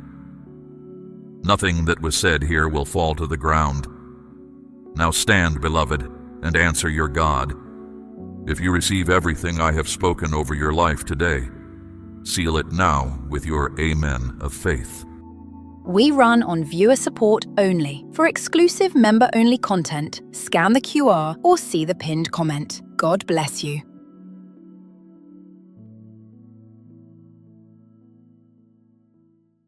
I came when you had nothing left, not when you were managing, not when you still had options on the table. I came at the exact moment the last option ran out, when the weight in your chest made breathing feel like work, when you closed your eyes that night not sure you wanted to open them again. That is where I stepped in. Not before, not after, right there in the middle of the wreck. You were not holding on by a thread when I arrived. The thread had already snapped. And that is not a coincidence. That is not me arriving late. It is me arriving at the only moment when what I bring can actually take root. When there is nothing left of your own effort to get in the way. I need you to understand something about how I work. I do not wait for you to compose yourself before I come near. I do not hold back until you are presentable, until you have it together, until things look better. I come into the mess. I walk into the wreck. That has always been my way. That is my way right now with you. You have spent a long time being strong for the people around you, not because it felt natural, but because showing what was really happening inside carried a cost. You learned that early. Vulnerability got you wounded. Openness made you a target. Honesty made people uncomfortable or careless or cruel. So you built something solid around the real version of yourself. Walls that were never meant to be permanent, but that became the architecture of your daily life. Those walls protected you. I understand why you built them. But the same structure that kept pain from getting in also locked pain inside with no way out. You have been sealed in there with it, carrying it alone, managing it quietly while continuing to function on the outside. Over time, the weight of that became heavier than the original wound. Declare, "I receive this," if these words are reaching your spirit right now. Today I am asking you to bring those walls down. Not for the world. The world does not need to see this, but for me. Because I cannot reach what stays buried. I cannot restore what you will not let me touch. The healing I am bringing is not surface level. To get to what is underneath, I need access to what has been locked away. There are things you said out loud and things you swallowed in silence. There are nights that would not end and mornings you got up anyway. There are moments when you held it together in front of others and fell apart the second you were alone. I know all of it. Not as a record against you. As the exact landscape I am stepping into today with full intention to change. You have been trying to understand why this happened to you. Your mind has gone over it hundreds of times, looking for the angle that makes it make sense.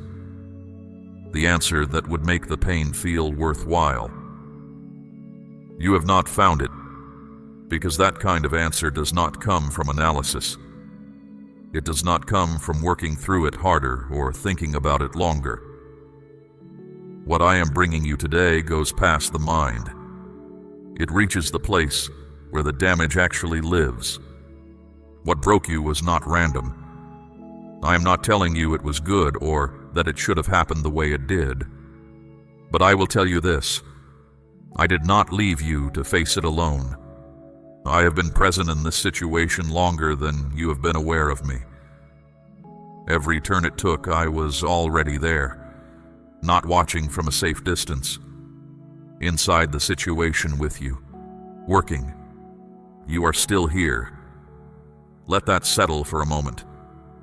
Everything that came against you, and you are still here. That is not just your resilience. Your resilience alone would have run dry long before now. What kept you standing when your own strength gave out was not your strength at all. It was something holding you that you did not place there yourself. I am the one who held you through the nights that should have broken you. I am the one who made a way when the weight was beyond what any person could carry on their own. I am not telling you this so you feel indebted. I am telling you so. You know what kind of God you are dealing with. The one who does not release what he holds. The one who does not abandon what he started. That is who is speaking to you right now. The pain you are carrying is not something I overlooked. There is no version of what you have been through that exists outside my awareness. I know the exact shape of what broke you. I know what you said to others and what you said to no one. I know the cost of the nights that had no end and the mornings you chose to stand anyway. None of it is beyond what I can reach. None of it is too far gone for what I intend to do. You are standing in what looks like ruin. I am standing in what I am about to build. Both things are true at the same time. The wreckage is real, and so is what I am about to do with it. My child, this is not the end of your story. It is the part of your story where I arrive. There is something that needs to be said about this moment you are in. Not every person who reaches this point stays long enough to hear what I have to say. Some leave, some shut down. Some manage the pain into numbness and go on without it ever really changing. You stayed. Whether that was a decision you made consciously or just the absence of enough strength to go anywhere else, you stayed. And that matters, because what I am bringing into this space requires you to be here for it. And you are here. The loneliness of suffering is its own category of pain. You can endure tremendous things if someone is walking alongside you. You can bear almost anything if the weight is shared. But when the pain is yours alone, when you carry it invisibly, when no one around you can see it or fully understand what it is costing you, that is when it becomes almost unbearable. That is the kind of pain you have been living with. You tried to describe it. You looked for the words, and either the words were not there, or when you found them, the person you gave them to could not hold them properly. They offered advice when you needed presence. They told you to be stronger when you needed acknowledgement. They moved on before you were ready. And after enough of that, you stopped trying. You sealed the pain inside and carried it alone. I need you to hear this clearly.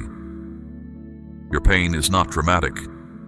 It is not an overreaction. There is nothing excessive about what you are feeling. You are genuinely hurt. The wound is real, and the fact that others could not see it, or could not sit with it, or did not have the capacity to stay, that says something about them. It says nothing about you. Say, "Yes, Lord, if you are ready to let me into this today." Here is what I want you to know about every moment you felt completely alone in this. I was there, not in a distant way, not as a passive observer recording what happened. Present, engaged, close. In the silence of the nights that had no end, I was in that silence. In the moments you could not speak what you were going through, I already knew. You were not unheard simply because no human voice answered. I moved quietly in those seasons. A thought that arrived out of nowhere and steadied you for one more day. A moment of unexplained peace in the middle of the worst stretch. Something that reached you at exactly the right time and felt like too much of a coincidence to be random. Those were not accidents. Those were deliberate, quiet interventions, but mine. You cannot know how many things I turned back from you in the darkest stretch. How many times I redirected what was heading toward you. The battles you never had to fight because I stopped them before they reached you. You did not see any of that. You were not meant to, but it happened. And you are still here in part because of it. The loneliness told you that you were forgotten. It told you that your situation was too small for heaven's attention, or too complicated for a solution, or that you had been left to navigate it on your own.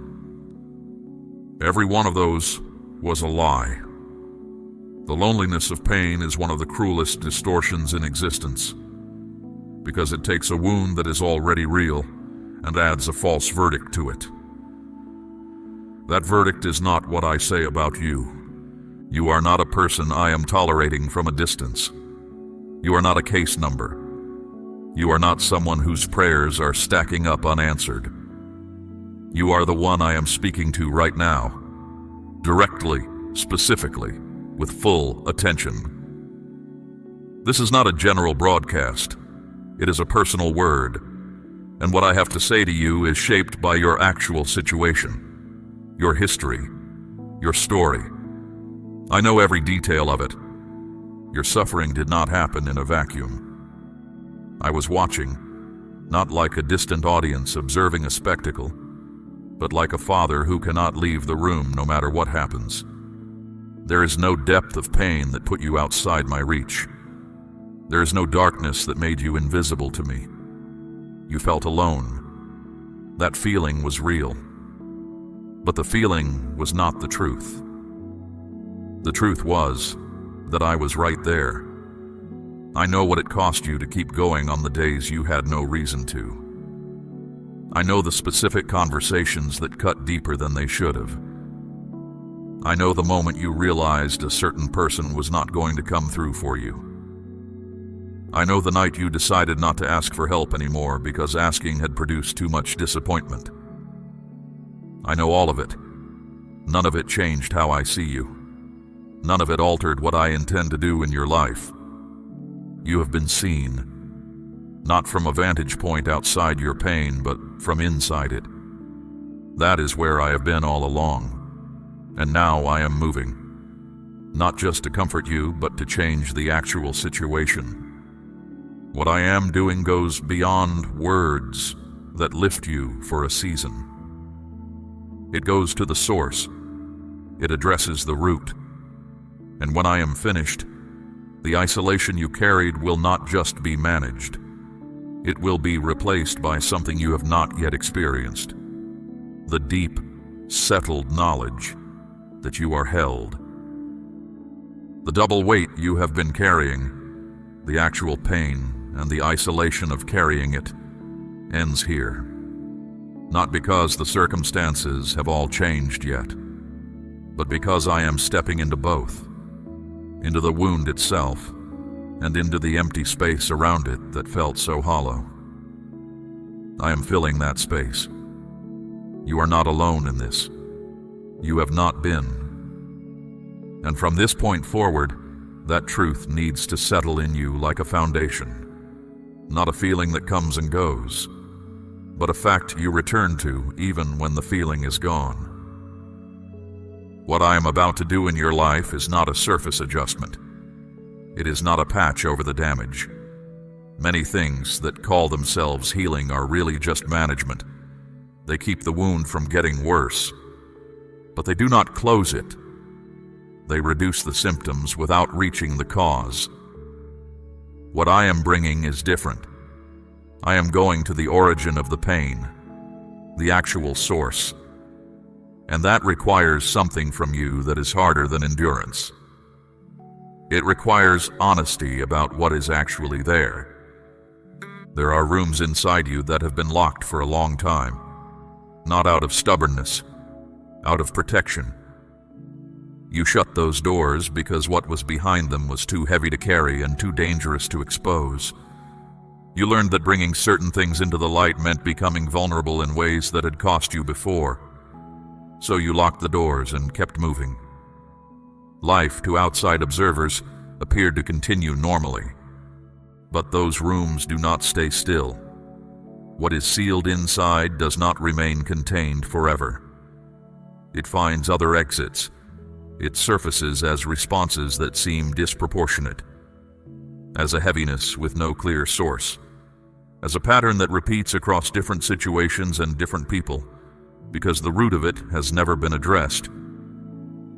You have noticed this. You have wondered why certain wounds keep reopening. The answer is that the cause was never removed. It was only covered. That is what I am here to change. Not with a temporary measure, with actual removal of the root. This process does not depend on your ability to explain what happened or your ability to make sense of it. It does not require you to have the right words. It only requires that you bring what you have carried and place it in my hands without holding part of it back. That is the condition. Not performance, not perfection. Just surrender of the weight. There is an act of faith I want to speak to you about in this moment. Something that matters. Not because I need anything from you, but because the act itself changes the posture of your heart. When you release something of real weight in genuine trust, you are making a declaration in the unseen that your security does not rest in what you hold, but in who holds you. My child, I am asking you to place a portion of what you have, something of real weight, upon the altar of this work, as gold laid on the scales of this calling. Let it be a seed sown into deep water, an offering set on stone, not held back in fear. This is proof that your trust rests in my hand to provide, and that your heart no longer clings to lack. What you release in faith does not leave your life. It moves ahead of you into the harvest I'm preparing. There is a difference between believing in my provision in theory and acting as though it is real. What you release in genuine trust becomes a point of activation. not because of the amount, but because of what the act declares about where your confidence rests.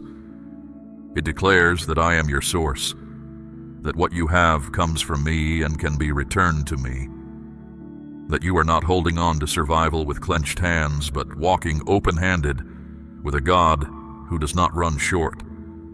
The healing I am bringing is comprehensive. It is not confined to the emotional. It is not limited to the spiritual.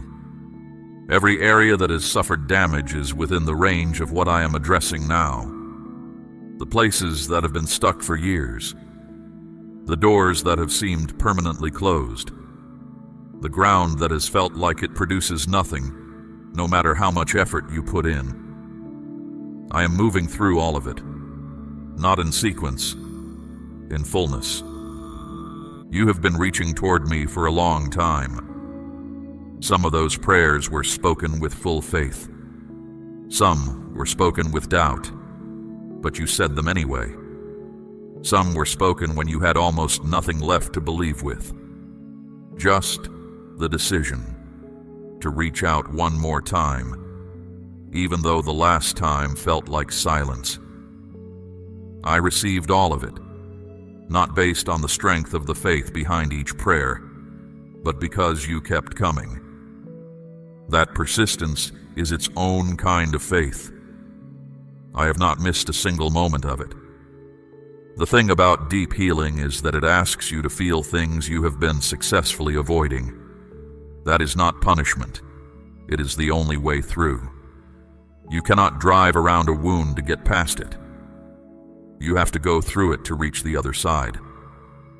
But you do not go through it alone. I am in the going through with you. Not watching, not coaching from a distance.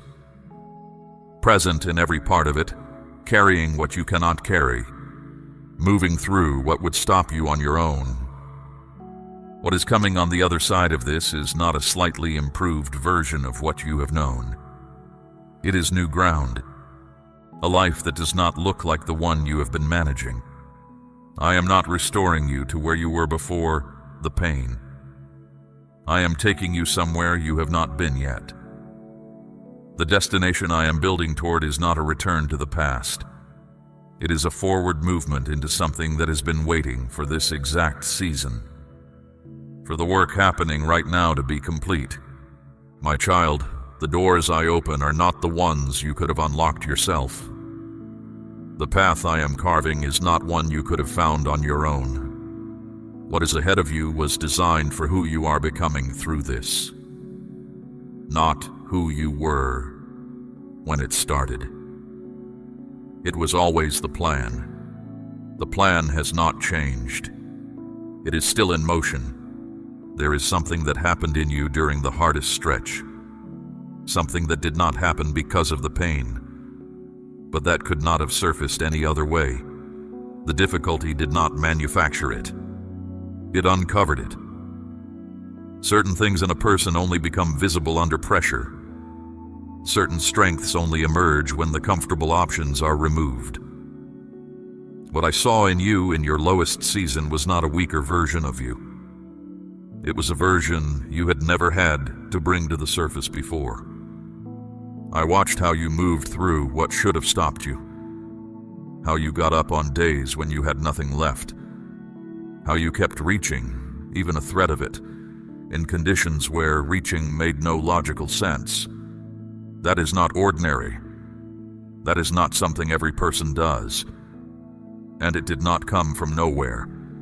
It was always in you. The pressure just gave it a reason to appear.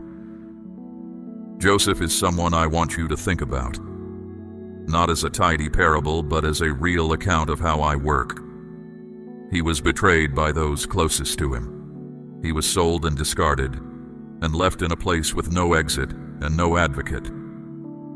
Years passed without any visible change in his situation. The conditions around him had no reason to produce anything good. And yet, I was moving in every season, including the ones that looked like nothing. When the moment arrived, it arrived completely. The reversal was total. What had been used to break him became the exact context through which everything I had promised him was fulfilled. What I want you to hold from that is this. Joseph did not understand what I was doing while I was doing it. He was not walking through those years with a clear map. He was walking with uncertainty, with grief, with the weight of injustice that had no explanation. The faithfulness was not based on clarity. It was based on something else. A refusal to let the circumstances define who he was. That is what I am asking of you. Not that you understand every step, that you stay. What the long season produced in you is real, even if you cannot name it yet. There is a steadiness in you now that was not there before, a capacity to hold difficulty without immediately falling apart. A way of moving through things that carries more depth than it used to. You may not feel that. You may feel depleted. But depletion and depth are not the same thing. What was uncovered in you through this does not disappear when the feeling of strength is low. I also want to speak to the wounds that came from other people. The ones who should have stayed and did not. The ones who promised and did not deliver. The ones who saw you struggling and moved on. I know those specific wounds. I know which ones are still open. I know which ones you have tried to close on your own by deciding that needing others is a liability. Those conclusions are understandable. They will also limit your future if they stay in place. What I am going to do about those wounds is not ask you to simply forgive and move on as though nothing happened. Forgiveness is real, and I will walk you through it. But it is not a feeling you generate on command. It is a process, and I will be in it with you. What I will say now is this. What those people did is not the final word on what you are worth. I am the one who determines that, and what I say is different from what their actions communicated. The part of you that has been guarded since those wounds, the part that holds back, that expects disappointment before it arrives, that has quietly decided trust is too high a cost. I see that part. I am not going to force it open, but I'm going to work on the damage underneath it, steadily, until the guardedness no longer has the same reason to exist. That work has already begun. There are things you experienced that no amount of reframing changes. Some of what you went through simply needed to be mourned, not explained, not turned into a lesson. Mourned. Grief over real loss is not a failure of faith. It is the honest response of a person who loved and lost, who invested and was not returned to. I allowed you the full weight of that. I still do. But grief was never meant to become a permanent residence. It was meant to move, to pass through and leave something changed on the other side.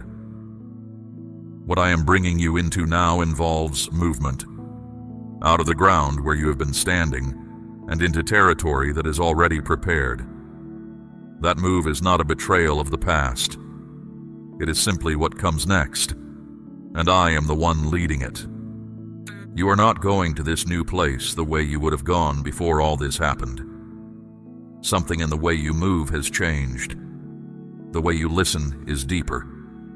The way you read situations is sharper. The way you extend to others who are struggling is more direct and more real, because you are speaking from lived ground, not theory. These are not consolation prizes for what you went through. They are genuine capacities. They belong to you now. I want to be clear about something. The difficulty you went through was not payment for what I am about to give you. I do not operate that way. What I bring freely, not as a reward for suffering, not a settlement for what you endured. What happened in the difficult season has value not because it earned something, but because it changed something. The change is real. It is in you. and I am going to build on it. There is a version of your story that other people need to hear, not to make your pain useful to them before it has been dealt with in you. But eventually, when the time is right, what you have lived through will be exactly what someone else needs.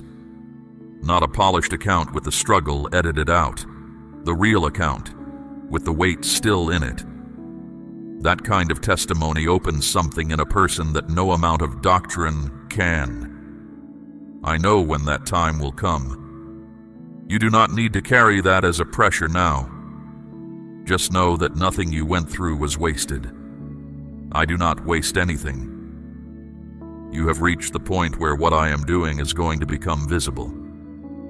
There is a season of hidden work that comes before every visible shift, and I will not apologize for the hiddenness. What is built underground is what determines how high the structure above it can rise. The work I have been doing in the unseen season is approaching completion, and what comes out of it is not going to be subtle. The situation you are looking at right now, the one that appears to have no door, no exit, no movement, is not the final picture. What looks like a sealed wall to you looks different from where I stand. I see what's on the other side. I see the route. I see the timing, and I am already moving in it. Your job is not to figure out how it opens. Your job is to stay positioned so that when it does, you are standing there to walk through. Let me tell you about Moses at the water's edge, not the version that sounds neat in retrospect. The actual version. A massive force was closing in from behind. An impossibly wide body of water stood in front. There was no path in either direction. Everyone standing beside him understood what that meant. The fear in that moment was not small, and it was not irrational. The situation was, by every human measure available, finished. That is precisely when I moved. Not before the fear. Not when the confidence was high. Not when the plan was clear. I moved when the situation was fully impossible. When there was no strategy left to try. No combination of effort and ingenuity that could produce a way through. The water divided because there was nothing else to open. My power moves without competition when every other option is off the table. That is the position you are in right now. Stop reading it as catastrophe. It is actually the position of readiness for what only I can do.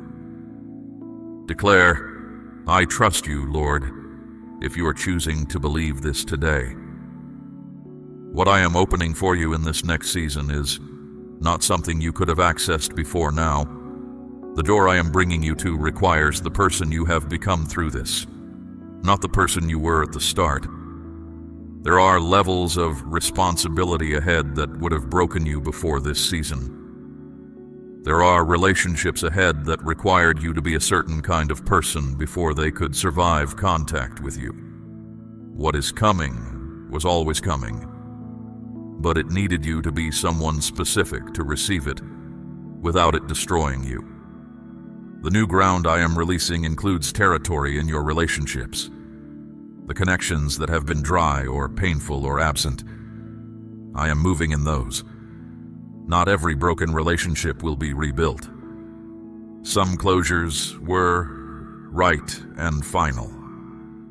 But new ground is opening. People are being positioned. Connections that carry real weight and purpose are being drawn toward your life. You have not seen this yet. You will. The new ground I am releasing also includes the practical, material dimensions of your life. The financial strain that has gripped your situation, I see it.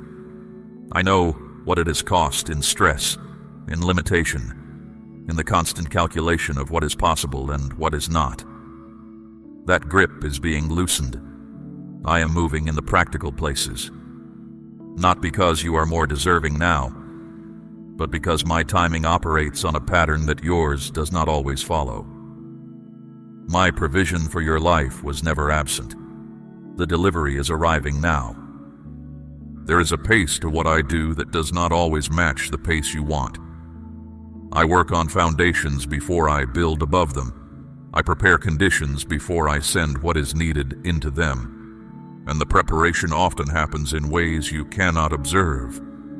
In the interior of situations, in the hearts of people being moved toward you, in circumstances converging in sequences you would not be able to engineer if you tried. What looks like stillness is rarely stillness. It is preparation at a level below what you can see. I want you to stop measuring my activity by what is visible on the surface. The surface is always the last place change becomes apparent. By the time a shift is visible to your eyes, it has already been in motion beneath the surface for a long time. What you are about to see, the movement you are about to witness in your circumstances, did not begin today. It began in the unseen, in the work I was doing while you were still wondering whether I was there. The miracle I am releasing does not require perfect conditions. It does not require your environment to cooperate first. It goes ahead of you and rearranges what needs rearranging. It softens what has been hard. It opens what has been sealed. It returns what was lost. You do not have to engineer any of this. You have to trust the one who is already engineering it. What this new season requires of you is not more effort. It is a different kind of engagement. Less striving, more alignment, less forcing, more following. The discipline I am asking for is not the kind that grinds against the obstacle until something breaks. It is the kind that stays close to me, that moves when I move, waits when I say wait, goes when I say go. That operating mode produces results that effort alone cannot reach. You have tried effort alone. You know what it produces. Now try this. Those who love me are not navigating this life alone. You have a God who goes before you into the days you have not yet entered, who sees the terrain before you arrive at it, who prepares the way while you are still walking toward it. That is not a metaphor. It is the actual pattern of how I work, and it is how I am working for you right now. Ahead of you, clearing ground, making room, arranging what needs to be in place before you arrive. There is something I need to address directly, because it may be the thing blocking you more than anything else. You want to understand before you move. You want the explanation before the trust. You want the full picture before you commit to the next step. And I understand that impulse. You were built with a mind that reasons, that weighs, that evaluates. I gave you that. I do not despise it. But there is a dimension of what I am doing that your reasoning cannot access. There are layers of this situation that your analysis cannot reach. When you demand to understand all of it before you will trust me, you are asking me to operate within the limits of your perspective, which is a perspective that does not have all the information. I have all the information. You have some of it. The gap between those two things is exactly where faith operates. I am not asking you to be mindless.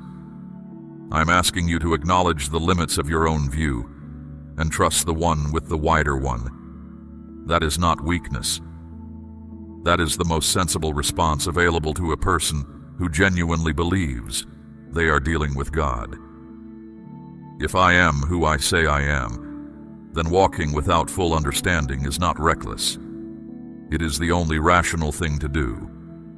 There have been directions I gave you that did not make sense at the time, paths that seemed illogical, closed doors you pushed against for a long time before accepting the closure, open doors you walked through reluctantly, not sure why you were going that way.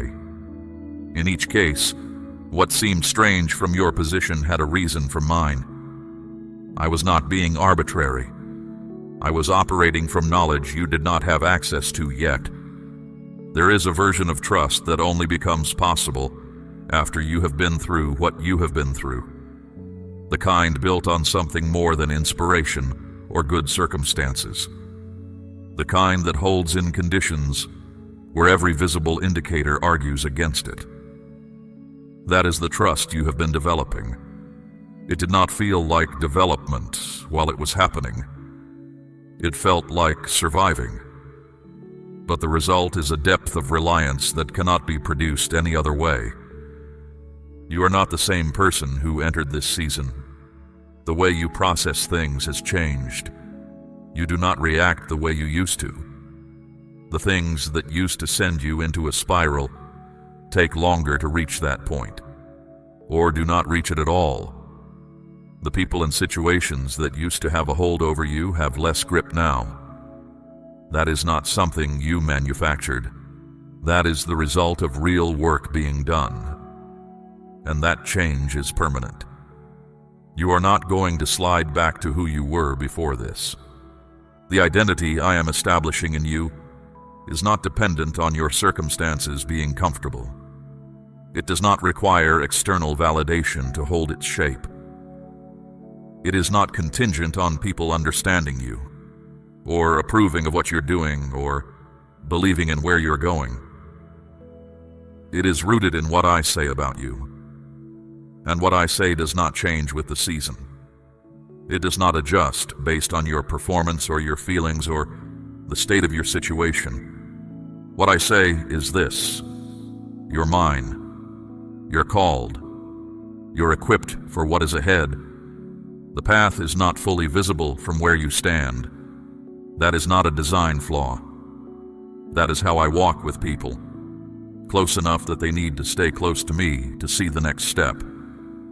That proximity is not a disadvantage. It is the safest position there is. Walk with me in this, not ahead of me, running on assumptions about where I am going, not behind me, waiting until everything is certain before you move. Beside me, one step at a time, close enough to hear when direction comes. That is the pace that produces the greatest results. Not because it is the most efficient, but because it keeps you in position where I can work through you, not just for you. There are people I am going to connect you with in this next season who carry something you need, and you carry something they need. These connections are not accidental. They are arranged. They will not all announce themselves, obviously. Some will arrive quietly and only become clear over time. Your job is to stay open. Not naive, but genuinely open to the new, to the unexpected, to the person who does not fit the category you would normally look in. The ones you carry in prayer, those you love most deeply, the people whose struggles sit in your heart even when you have no words for them. I see them too. I am not working only in your life. I am working in theirs. The prayers you have lifted for them have not been lost. They have reached me. And the work I am doing in you is not isolated from them. What changes in you creates movement in the space around you. The people you are closest to will feel it, even if they cannot name what shifted. The new identity I am giving you does not erase what you have been through. It does not require you to minimize it or pretend it was nothing. What you survived is part of your story. I am not rewriting that. What I am doing is writing what comes next, and what comes next does not begin with what happened to you. It begins with who you are now, the person who came through, the person who stood on the other side. That is the starting point I am working from. And it is a far stronger starting point than you realize. There is authority that comes from real experience, not the kind of authority that is given by title or position, the kind that comes from having actually been in the low places and come back. When you speak to someone else who is in that place, someone going through what you went through, they will hear something in your voice. They will know that what you are saying is not borrowed, that it was paid for. That kind of voice has a reach that no amount of polish or theory can produce. I'm going to use that voice. At the right time, in the right place, I will put you in front of exactly the person who needs to hear it. Everything I have spoken to you today comes down to this. I am done waiting for the right moment. This is it. Not the moment after this one. Not the version of this where you finally feel ready, or the circumstances finally cooperate. This moment, right now, with all its uncertainty and exhaustion and open questions, this is the moment I chose, and I do not choose moments carelessly. The blessing I am releasing is not still on its way. The decree has been made. What I set in motion from my throne is not hypothetical or conditional in the way you might be thinking. It is done. The question is not whether it will come. The question is whether you will be positioned to receive it. Whether your hands are open or still clenched around what you have been trying to control. Fear closes hands. Not in a failure of character, in a completely understandable human response to conditions like the ones you have lived in. When you have had to hold everything together alone for a long time, the grip becomes automatic. Releasing it does not feel safe. It feels reckless. But the grip itself is what keeps the new from being received. You cannot take hold of what I am handing you while your hands are full of what you have been managing. I am asking you to release the management, not the responsibility. You are still called to act, to steward, to move, but the white-knuckled control of outcomes that belong to me. Trust is not passivity. It is the decision to move your part and release my part to me, without demanding to hold both at once. What I have promised you is not general. It is not the kind of blessing that applies to everyone in the same form. It is shaped to fit your actual life, your specific situation, the exact details of what you have been walking through. I do not operate in generalities when I work in individual lives. I work specifically, with full knowledge of every factor in play. The word I am speaking over you today was formed for your situation the way a key is made for a specific lock. The doors that are about to open will not open for anyone else in the same way. They are yours. The provision coming is measured for what you need. I know what is in your house. I know the weight that scarcity has placed on you and on those you love. I am addressing that weight directly, not eventually, now. You are going to see movement where there has been stillness. You are going to receive in places you stopped expecting. You are going to encounter open ground where you were certain there were walls. This is not exaggeration. It is what is actually happening on the other side of what you can currently see. The activity invisible to you is about to produce results that are impossible to miss. Do not disqualify what I am doing when it arrives in an unexpected form. The answer may come through a person, through an opportunity, through a door that opens in an area you were not watching. Stay alert. Stay open. The answer is already in motion. This is the part of your story where the ground changes, not where suffering ends and happiness begins in some clean division, but where the weight begins to shift, where what has been working against you begins to move in your favor. A morning where the first thought is not dread, a situation that has been frozen that suddenly moves, a word that reaches you at exactly the right time. These will be the first signs. When they come, recognize them. Allow yourself to believe that what I told you was true, because it is. The covenant I have made with you is not contingent on your consistency. It is contingent on mine, and I am consistent. I do not change with circumstances. I do not revoke what I have spoken based on how things look on any given day. The word I gave you today stands tomorrow and in every season that follows. Return to it when circumstances try to contradict it. Return to it when the feeling of confidence is low. It is anchored in me. And I do not move. What I am asking of you right now is not dramatic. It is a small thing. The next step. One movement in the direction I am pointing. Just the first thing. One step toward me, and I will do the rest. Everything I described today, everything I have set in motion on your behalf, I will carry it through to completion. I do not begin things I do not finish. I do not bring someone to the edge of change and leave them there. Something was deposited in you in this moment. Not a feeling that will fade when circumstances press back in. A knowing.